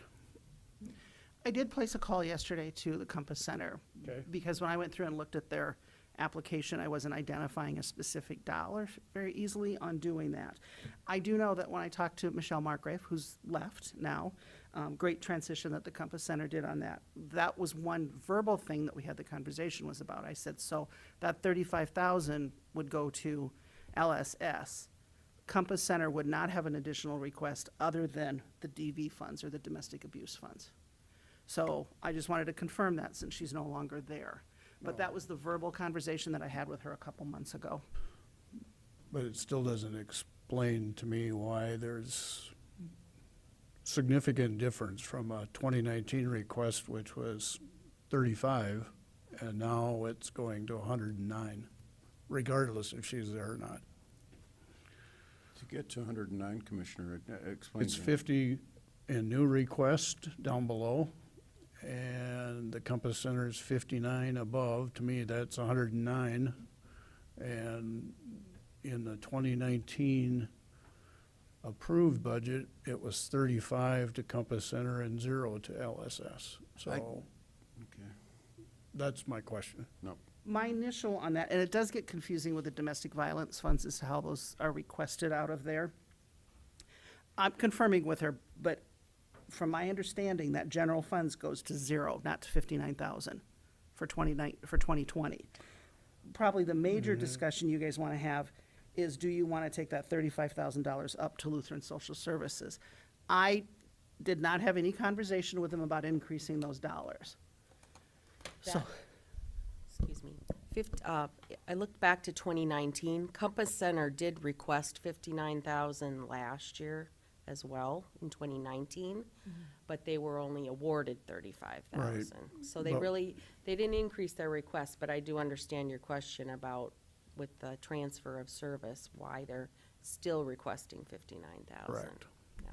I think we need to ask that question and get a little more clarification from probably LSS, not Compass Center. yeah, and understandably, those two nonprofits are a little bit gun shy about signing on the dotted line until they know that the commission is willing to transfer that money, that 35,000. That's an I mean, I guess I can appreciate that. My understanding was when Compass was transferring that program to LSS, Compass Center was all for the money moving Yes. with it to LSS. Yeah. But now they're probably asking for some additional Well, probably. The other thing too is since it wasn't since nothing's finalized, I think just to cover the bases, they've included that 35,000 in there. And that's what Kim, you went through the narrative also on there. I wasn't able to identify that information on there, so. And I think, I mean, if we're all comfortable leaving it at 35,000 and having that 35,000 go to whoever is providing the services, I think that is I think that's what we want to do. And if, and I think from what I understood from meeting with Michelle, is that they just wanted some verbal assurances that that money would follow those services.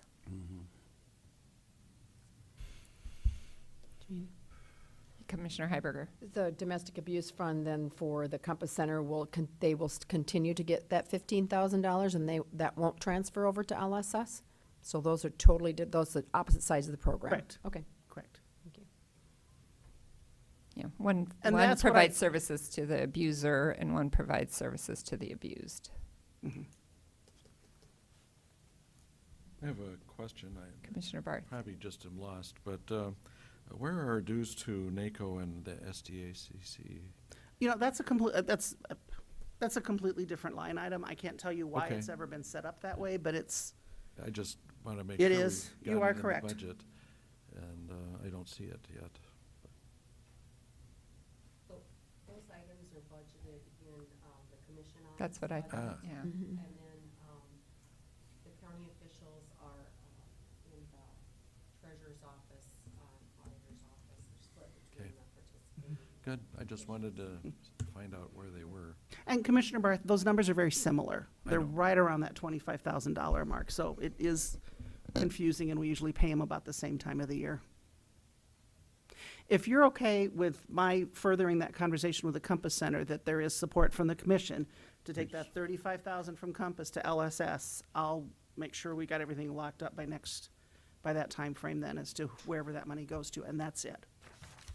You okay with So that? I think what I heard was no increases, and that for the Compass Center, $35,000 would follow who's ever providing those services. Correct. And when you talk about no increases, I'm looking at the Sioux Empire Fair Association also would stay at 150,000. I think personally, I think given the contributions we are making towards the building fund side of things, towards the buildings out there, and that we contribute a fair amount over to the fair right now. And I don't really see this budget giving us much latitude to increase that. And then one other question, are we going to decrease the funding to Carroll Institute for the 2020 projection? Yes, that's part of that Yes. Yeah. program. Yep. Because that is the amount we're paying this year. Thank you for clarifying that. Yeah. And domestic fund is not changing percentage-wise. Okay, we have direction. Thank you. All right. God, we knocked out two things. We were on a roll. Now we get to the hard things. I think given our conversation about vehicles and fleet management, that vehicles is probably best left until the 19th with some hope that we have some better direction on fleet management. And perhaps if we don't, we're going to have to make a decision without that, or perhaps a decision to delay that decision for another year. So that takes us to staffing. Carol. Okay, I'm gonna could you guys know Carrie Beaver and Jeff know? Thank you. And I pulled this up on the screen, and I don't know why it's not showing. Why that isn't flipping.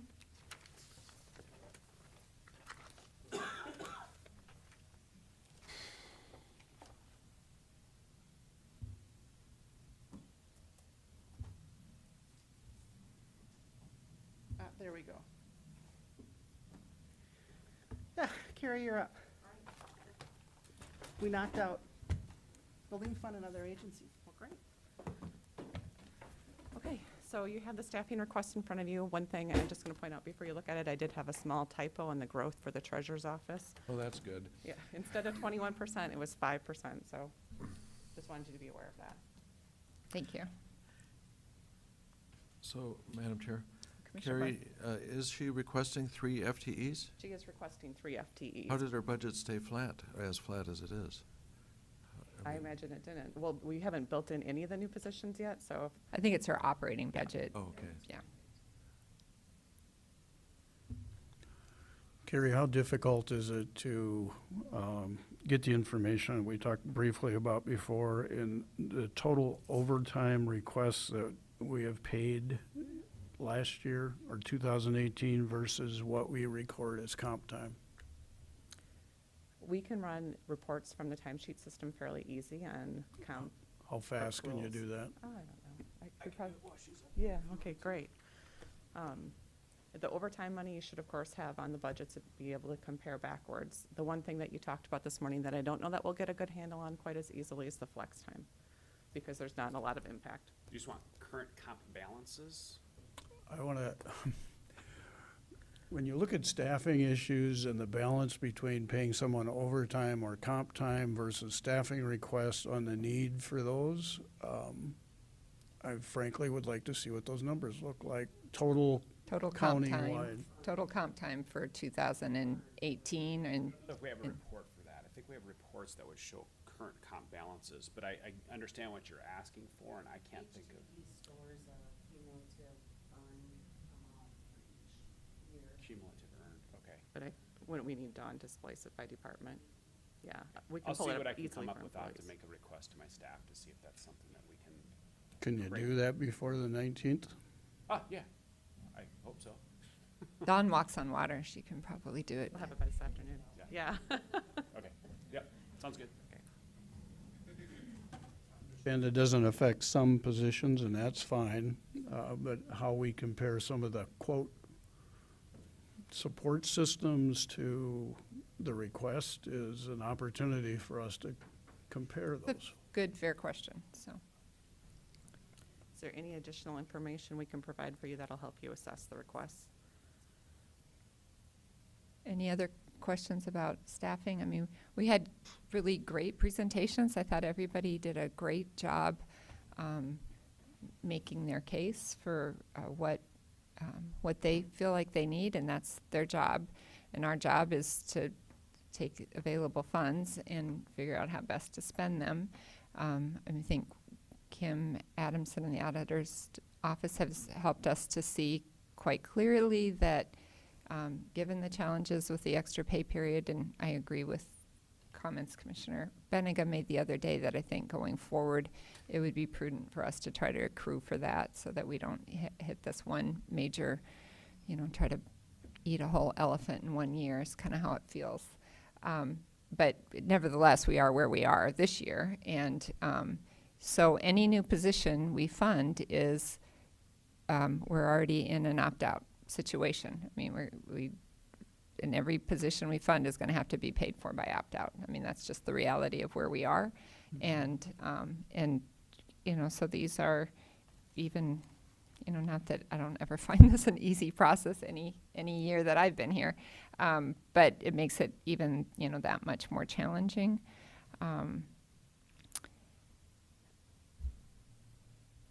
don't know if folks feel like they want to take that information that we provided and chew on it for a week, or if there's some opportunity this morning to have discussions about positions that are in and positions that are not, that we aren't going to be able to fund. I know Commissioner Benega has some questions that I think are valid for some additional information. I would give just one that is going to be budget neutral, in my opinion. The diversion coordinator, and because I'm not ready really to talk about a bunch of the rest of them either, but the diversion coordinator, I asked Kim last week about how much money was generated from, because for every successful diversion that's done by the diversion officer, the state pays us back. And in 2018, the payback from the state was $85,692 and some odd cents. And the position is $65,000. So that position is paid for by successful diversions. And as Aaron had said earlier,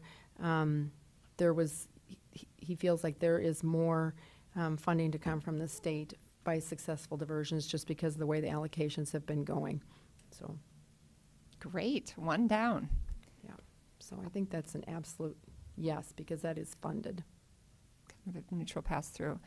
I thought Commissioner Barth had a very good question to JDC about whether that position could possibly be, I don't know, staged is the right word, but added in at a later point in the year, so that it had slightly less effect on the budget for next year. Warden Gromer was kind enough to come over here because we were trying to do some other brainstorming, and I'm just curious whether you think there's any flexibility with some of your 2020 positions to start, maybe not January 1, but slightly later. Sorry to put you on the spot. That's all right. Carrie and I had a conversation about that, obviously, when I got here. The way we have it structured now is we're trying to hire the first 6 in 2019, and then we were looking for the next 12 in 2020. And with our conversation, I think we can split that into 3 groups as opposed to 2, which basically allows us to push 6 of the staff off to hire a March 1st hire date rather than January 1st. April 1st hire date, maybe? Beginning of this? Maybe April 1st gets very tight to our projected opening day. Okay. Opening day of the jail. I mean, in reality, when we start to look at hiring these larger classes of corrections officers, it gets very difficult for us to fill those spots all at one time. So pushing them back and breaking them into 3 groups rather than, one smaller group and then one larger group, I think we can make that work to split those 3 ways rather than 2. Okay. Do we know- Commissioner Heiberger? Do we know how much money that would save if we push those 6 hires back by Kim's running her magic fingers over here. 85,000. 85,000? So roughly basically was that what would staff we one more talked about person. there. Kim can verify my numbers, which she usually does fairly well, points out my errors. Well, we appreciate you guys being willing to think a little outside the box with us here on that. Yeah, and I mean, it's all really, my end date is really contingent on whatever we get occupancy of the jail expansion. Obviously, if there's a delay in that gives us a little more flexibility in our hiring time frame. But I doubt we're going to be substantially early, but they're still on schedule for that June-ish of 2020 date, so. Did you have anything Okay. you wanted to add? That was just what I was gonna mention, is as we get closer, if that date gets pushed off, because Jeff and I were just talking about the 5th floor expansion, we don't have a set date on that. It's kind of been pushing a little bit, and anticipating that this project could as well. As we go, we'll certainly be mindful of that. It just takes so many weeks to get that staff trained up that we'll back that off of that date as it comes. So that may help as well. Yeah. On that, Commissioner Madam Chair, Barth? since Michelle's in the room, Metro Communications budget, I think, also has an increase of $80,000, as I recall. Is it $80,000 for Minnehaha County, or is that the total increase that we would be doing 25% of? No, your increase was 83, I want to say. Okay, I was close. And that's just off the top of my head, but I believe that was 83. That was to hire their 4 Is that positions. the share for the county, or is that the total increase between the That would city be the and county's 25%. Just FYI. Thank you.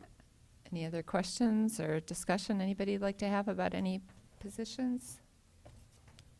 Since I'm asking dumb questions and asking for more help with the budget process, is there any way we can track when we have turnover, what we're saving on an annual basis over the last 2 or 3 years versus what the actuals are? Uh-oh, now I gotta say that again.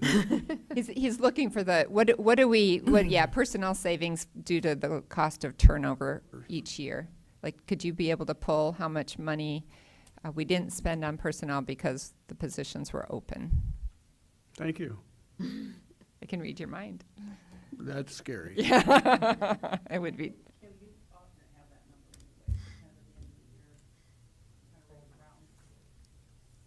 If I could have that number also, it would make it easier for me to decide how many of these positions we would be able to fund and what we could fund financially. Well, that is really factored into our cash applied number though already. We make the assumption that the $4.5 million cash applied is comprised of the 5% reserve against our revenue, and then the remainder, which is about 2.8 million, 2.9 million, and the remainder of that is the assumed salary savings we're gonna have because of turnover. true, but my argument then would be, not an argument, but discussion would be that our annual payroll budget is always higher than the actual. And the 5% reserve, which we can talk about forever, is just a legislative kind of requirement versus a real requirement. So if we had those two numbers combined, it would tell us more about what the actual is going to be historically rather than projected. Correct? Then you're proposing you would budget to a lower cash applied number, you would reduce your Potentially. salary budget? No. It would just be swapping out cash applied for a lower salary and benefit budget then?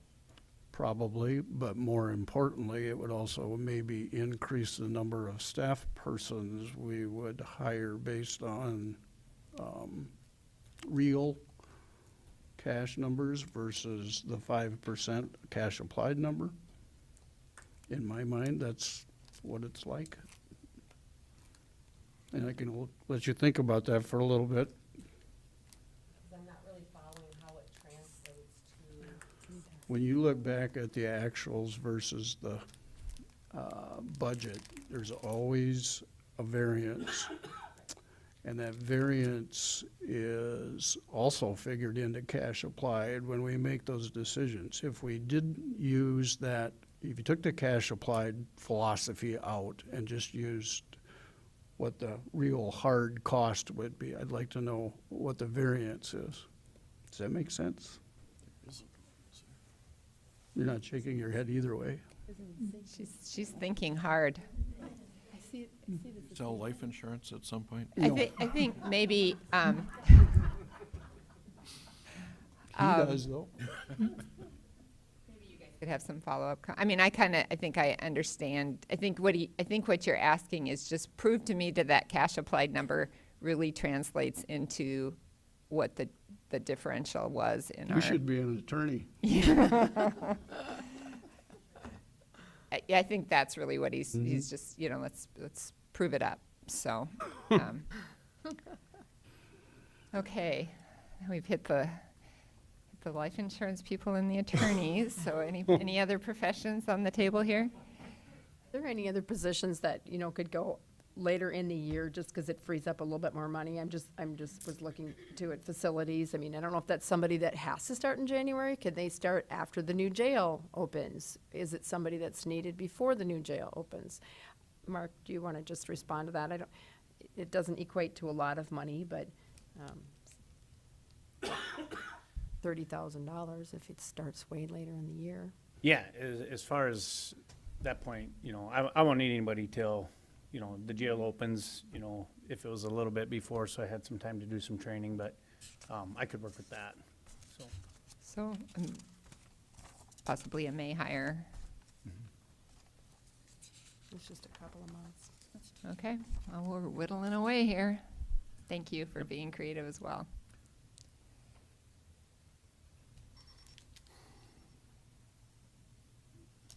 Anybody else?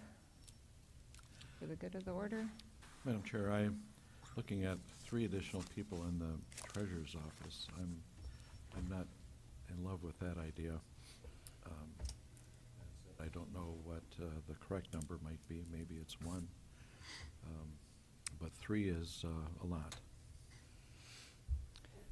Don't think until we've seen some changes that we've suggested that we put anybody in there, because I don't know what there's got to be an average time of what it takes for a person to go through a window. What's the average time? And so if the average time is 10 minutes per window and you move one of those people, and I'm not going to run her office because I don't want her job, but if you move one of those people off and you increase a wait time by 2 minutes or 3 minutes and you can answer the phone, that's a big deal. And if we put a kiosk in the hallway, and I'm sure we can find a spot, but if we put a kiosk, how many people will that actually take out of the line? Because if I live in North Sioux Falls and I have to drive clear down to 49th Street and I don't have transportation, well, I guess you do if you have a car, but maybe that's a hardship for you anyway, if we have a kiosk here, maybe that will be helpful. I mean, there's got to be a way to look at those numbers too, because they've got to know how many renewals they do by the window, and maybe they do 0, and so then it isn't an issue. But if they do 30 a day or 10 a day, I would think that that would be another, we can figure that out by data. How many minutes, if you take 20 people out of the line every day, or 15, how much time does that equate to at the window, and can some of those staff members, I just think it's a numbers game, and I think we should be able to figure that out. I don't think it's my responsibility. I think that's the treasurer's responsibility, but we would be willing to help if we needed to, so. Madam Chair, Commissioner to Barth. Cindy's point there, I think also with the kiosk, you could have people doing their renewals at 7:30 in the morning and 5:15 in the evening. Conversation back about Gerald's about overtime and stuff. There is no overtime in the treasurer's office, and maybe we offer an overtime budget so that there is an extra half an hour in the morning. I don't know, just being creative. It's better than adding another whole employee. I don't know what the cost of an employee versus an extra half hour of overtime in peak times of the year would be. I don't know. So, Commissioner Benninger? You can read my mind. I can hear you sighing over there. I hate doing this, but I think that we need that other information and digest, if you will, before we make a final decision on the 19th, because I think it's important to see the whole picture of the puzzle before we start putting pieces away, so to speak. And if we have that information, every one of these positions was justified in some manner, but I would like to have that total picture before I can make a finalized conversation. And I honestly didn't anticipate that we were going to make final decisions today. I thought it was an opportunity for us to have some initial conversation and react a little bit. Sometimes just talking out loud helps us to think of any other information that we might have. I saw the state's attorneys walked in, and so if you have an opportunity, maybe you have really creative problem-solving ideas here for us. We're looking for miracles, so. Thank you, Commissioner Aaron McGowan, State's Attorney, and Ms. Boyd was kind enough to let me know what the conversations were. Just thinking on my way down the hall here, the State's Attorney has 2 issues. One is staffing, 2 is space. What I would offer up as a compromise would be that if we were to get one digital discovery tech in January, I have room for one now where our volunteer was previously, and perhaps we could put the second one off till June or July. With the 2 attorney positions, if we could get one in January and put the other off till later in the year, that would help us with our space problems, plus give us a glimmer of hope in the future that we would be at adequate staffing level. So I would just offer that as a possible option for you to make some cuts pursuant to some of our requests. So I just wanted to throw that option out there. Very much appreciate that. Yep. Thank you Thank very you, much. Commissioners. Commissioner Heiberger. I think that fits right into what Aaron's talking about. Is we are working on that space issue, and we all recognize this is priority too. And so as we have office space, it'll be easier to put people in offices later in the year when we actually have them. And so that is going to be part of, I think, our conversation going forward, is that not everybody gets to start January 1st just because of the space issue, and we need to hopefully have that figured out quickly. And I was actually in the middle of an email to all of you to help illustrate some of our issues with digital discovery. So in the next few minutes, you'll be receiving that, and that'll, I think, give you a better picture of some of our challenges. But we are open to some of those creative options, and with the space limitations we have, I think that makes sense to do it that way. So Thank you. thank you. All right, anything else?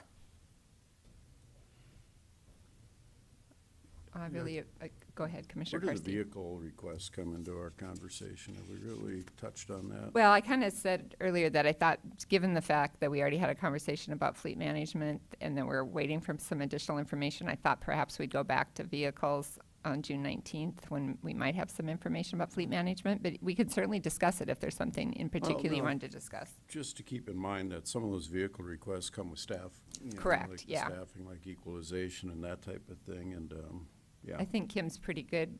If we decide not to fund a position, she's pretty quick to take any associated vehicle out of the equation as well. Okay. Obviously, lots of these decisions are interrelated, you know, when it comes to positions and vehicles and opt-out there. It's hard to really separate them into a separate conversation directly. Really, there is only one vehicle tied to a new position, and that is an equalization. Yeah, okay, okay. You know, my only concern is, and we've been having a discussion of, you know, putting off hires for 2 or 3 or even 6 months, but we're just kicking the can down the road. Next year, those are fully funded positions. I mean, I appreciate the impact to next year's budget, but the impact is felt truly in full on the 2021 budget, but, you know, we got to be looking forward at that too. Right, but we will have a $1.4 million available next year that we are, you know, this is a one-time expense this year, so that helps. Gives us, you know, every year I think next year's gonna be better. That optimism is starting to fade, but I mean, there is some reason to think that we do have some, you know, at least that is a clear one-time cost, and then if we start accruing for it, we will take it in smaller bites. Anything else? If not, I think we'd move to a discussion on matrix adjustments, and I'd invite Carrie Deaver to come forward.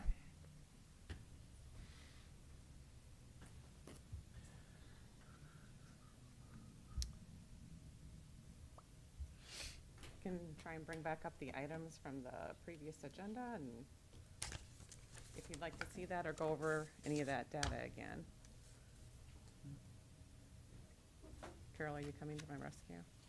Carrie, are you going back from your budget, human services budget overview? Is that what you're going back to? Yep, that's right. It would have been probably the first full slide on that. I don't know if it was reloaded for today. No.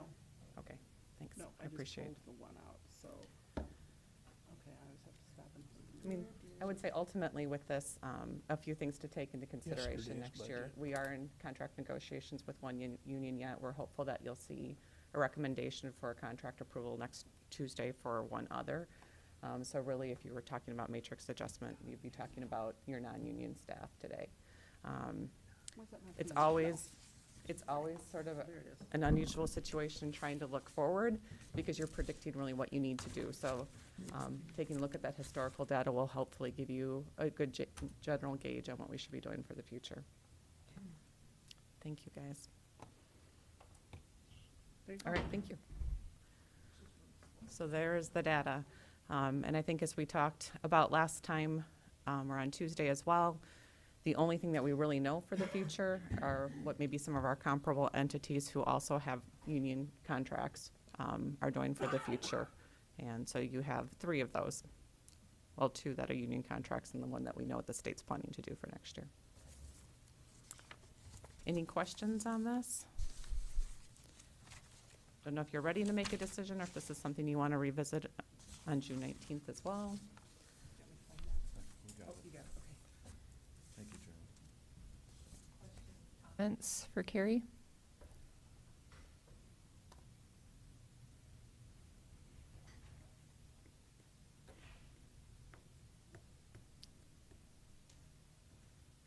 I recognize it's difficult to make decisions when there's a lot of things up in the air, including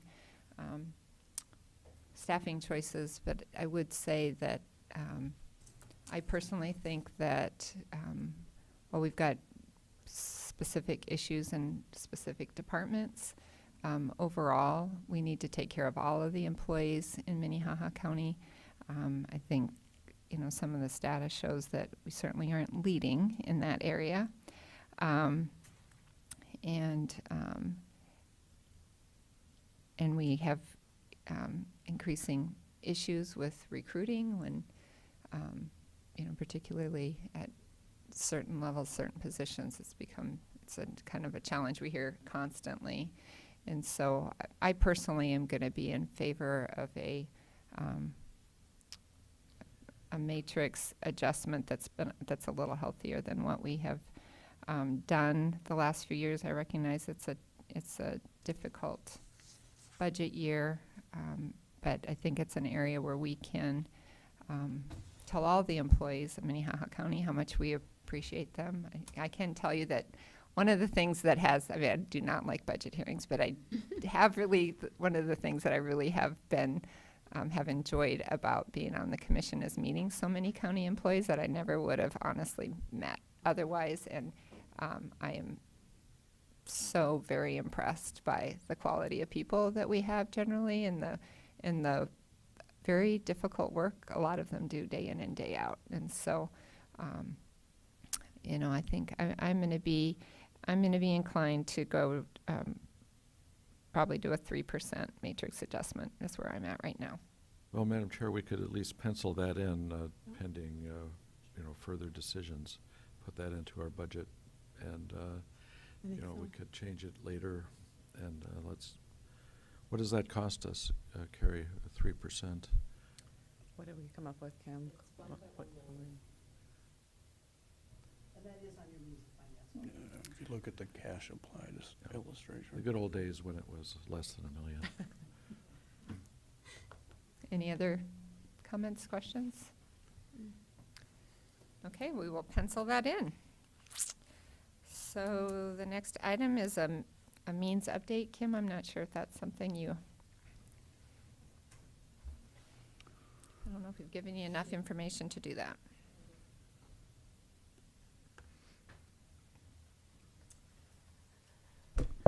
Well, the agenda says it's an update. It's really more just of a review of what we talked about on Tuesday.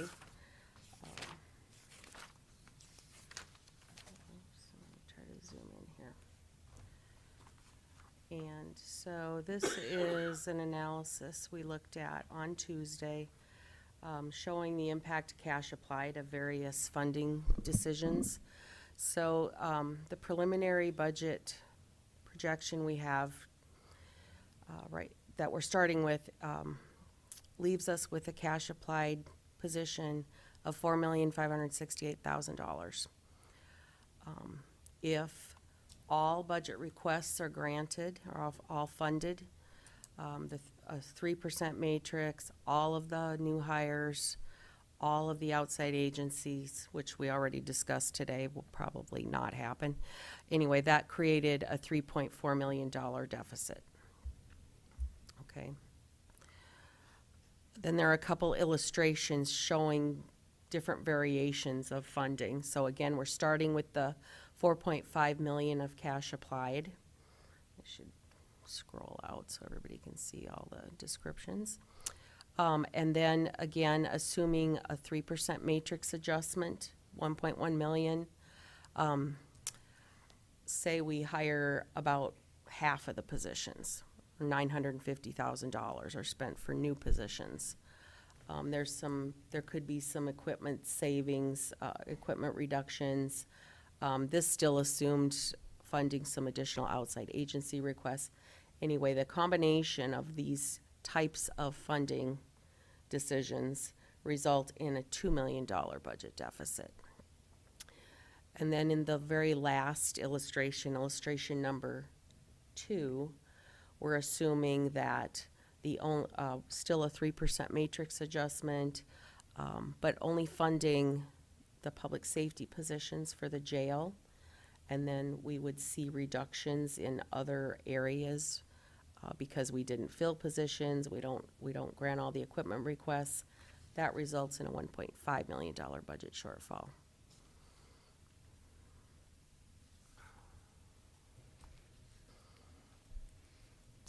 Sadly, they didn't magically change overnight, like you didn't. So we've seen this once before. Does anybody have any questions for Kim now that kind of makes a little more sense after you've been through everything once, I think? I mean, we know where we're going to land for outside agencies, so we can factor that in. And the big decision is still the staffing, which you are aware. Commissioner Karski. The only thing I'm looking at is the outside agencies and, you know, the Carroll Institute and the $52,000. It'd be, if, you know, we're talking about keeping outside agency fundings level, maybe just putting it out there for consideration. We think about that $52,000 and keeping it within the outside agency budget, but spreading it across some of the requests that we have. Just something to think about at this point, because we are funding for an outside agency decrease of $52,275. So if we're gonna talk about keeping it level, that would truly keep it level. Question So, about oh, Commissioner Heiberger, go ahead. Question about that is, but if, does that $52,000, did that increase, did that include the reduction, I'm thinking the ambulances, the ambulance that had asked for money, and when we decreased it, I don't know where the ambulances was at, because they were asking for $15,000 more, so that it might actually get eaten up, that 52,000 might get eaten up if we end up increasing the ambulance. That's, I don't know where how that money ended up. Okay. The 62 million in appropriations that are in this up here, in the, what we've projected for appropriations, that assumed the exact same budget for outside agencies as 2019. Okay. Thank you. Okay. So when you look at illustration 1 and you have 185,000 there for outside agencies, Yes. if we left everything the way it was for last year, then that number would go down to 0? Am I understanding that It would correctly? actually go to this reduction of $52,000. Okay, that's what I was trying to because- understand. Yes. Okay. Yes. If we left everybody the same and reduced Carroll Institute to what their request, what the request was for, that would be a net reduction, as Dean pointed out. But actually, there's, because we increased CCOG just a teeny bit, and we Well, increased animals. So, $500, yeah, yeah. so it's not exactly that, but it's Mhm. close. Okay, thank you. That's helpful. Thank you. Other questions? I would just comment that I favor increasing funding for ambulance. That's my We're going to comment. discuss that on the 19th. Yep. We are. Okay, so I've heard two things now. The ambulance budget, what? We did not discuss the ambulance budget at all today. I thought yeah. it's, It's I thought going to it be. showed an increase to like 175 or something. The requests are for $65,000 each, or $195,000. 95, They've previously been funded at $150,000, so that would be a $45,000 increase. Okay. Which is what's requested. Yeah. Yep. 45 would be the, Yeah. for all three. Anything else on this? Gives us a pretty good idea of, I think this illustration personally is very helpful. It helps us to kind of see the impact of various decisions and what it has, how it affects an opt-out. So Commissioner And- Heiberger? Oh, go ahead. Well, as time passes, we'll continue to monitor revenues to see if we've got any room in the projection to adjust our revenue forecast. Also, we'll continue to review department expenditures and work with department heads if there's some areas we think could be adjusted there. Commissioner Heiberger? A sheet that we had in our drawers before, which I think mine is missing, is that the cost to the taxpayers for a $1 million opt-out. I couldn't find it in my drawer. Oh. So maybe we could just have that sheet again. I could can talk through it, but report to maybe- you that the impact of $1 million on, we have approximately $15 billion of value in the county. That impact is 6.7 cents on the mill levy. So that would. $6.7 cents on the mill levy. Okay, gotcha. And that translates to $6.70 on a $100,000 value For a million. for a million. Yeah. If you round it to $7, approximately $7 per million per $100,000 of value. Thank you. Thank you. I do have, Commissioner Karski? don't want to burden you, Kim, but, you know, in my mind, I'm thinking, okay, this is stuff that I'm in favor of supporting. You know, if I sent you just an email and said if I supported these positions. To would plug it be in pretty those easy? variables, it'd be very simple. I could do it here today if you know what you want to do. Okay, Mhm. thank you. Good to know, because I was going to sit down with my calculator and figure it out. No, we Love can come up with technology. whatever combination, whatever scenario you'd like to see. Thank you. Anything else? All right. So this is our opportunity for public comment. Anybody here who wants to speak about anything that's not on the agenda? The budget is the only thing on the agenda, so I would think that that's possibly the thing that you shouldn't talk about. But if you want to come forward, I'll give you a little latitude. It's like 5 minutes of latitude. And where the latitude is about the same as the Pyrenees between Spain and France, that's the latitude. We'll keep the longitude down to a minimum. That's different. Identify yourself and give your address, please. Madam Chair and other commissioners. Little perspective, I remember the first county commission meeting that I attended was just down the hall across from the elevator, and that's when Dick Flynn was on the commission, and that's about 35 years ago. And the meeting room has moved around a time or two. It seems like everything that you're doing is SSDD, same stuff, different day. It wouldn't be a budget hearing. It wouldn't be a budget hearing if you didn't have the state's attorney and the public defender asking for more hires. I mean, it just wouldn't be a budget hearing. There was a time when the city came to the county and borrowed money so they could make it through their budget year. There was a time when that happened, and I don't know what's happened in the interim. Maybe those of us that have been part of the county commission need to shame our legislators into being more attentive to the process that happens at the county level, because the county commission pays attention to the state budget hearings because that has impact on them, but the state doesn't pay attention to the county commissions around the state. Now, it always appealed to me that the state was much like the mafia. They did the work and the monies came in and they did their thing, and the county commissioners were the hitman because they get allocated. They have to go do this regardless of what happens. That's what they have to do. It's kind of like being a farmer. You know, next year is going to be better. Next year is going to be better. And that's the attitude of most of the county commissioners that I've seen. Now, excuse me, the budgets, the way they are done is, I've always been of the opinion that the county commission does it differently than the city and the state. The city has the mayor and their minions do the budget, and then the city council looks at it and plays with it a bit. At the state, the governor and their minions do that. Maybe appropriations has a little impact, but the general elected person in Pierre does not build a budget. They play with it, they massage it, and that's what they do. I remember one of our legislators, I think it was Christy Fegan, said, well, I deal with $1 billion budget.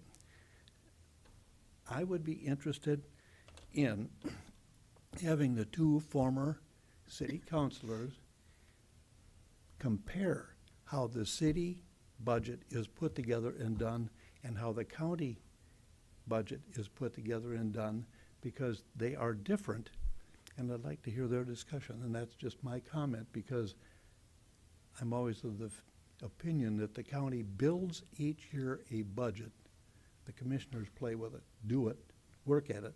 The city councilors, they get one, they look it over, do a few little pencil marks, and they either approve it or not approve it, but by and large they approve it. That's all I have to say. Oh, one thing I'll give you a little hint that might be worth paying attention to. If you get a bug bite, if you put on, you know, the liquid bandage on it, it doesn't itch quite so much. Thank Good you. advice. Yep. We need all the advice we can get. All right, Commissioner Heiberger. One more comment. I talked to Carol a little bit. In the years past, we've talked about it and never actually done it, is to send letters to all of our Minnehaha County legislators and just just a note or an email before budget season, about a month or two out, and say, this is when our budget dates are set, and invite them to come. We've talked about it, and I said it just needs to get on our list. And the other thing is, as Carol and I were talking about it, she suggested possibly when this is done, that we just write up a little cheat sheet note, send them off. They can be emailed or mailed to them and tell them what's going on in Minnehaha County and how our budgets went. I did have one legislator reach out to me that tried to come last Tuesday and today, and because of work issues was unable to make either day. But at least one person was trying, and I think it is important for us to continue to try to educate them going forward. So I think it needs to be on our list of things to do for next year. Madam Chair? Commissioner Barth. I'd jump on what Cindy just said, because I know that we mentioned it, and the Argus Leader printed it actually to come to our meetings and help us. And the only one we got, honestly, who is not being paid to be here is Bob. And I do appreciate that. And, you know, I just don't want to have a bunch of people show up at a later date and say, well, why did this happen? Please come. Please come to our meetings and help us make decisions. And if we're not necessarily going to agree with you, you're not necessarily going to agree with us, but don't come next January and tell us, where we were wrong. So, very good points. Anything else? Right. We are adjourned. Thank you all for coming this morning. We really appreciate your input.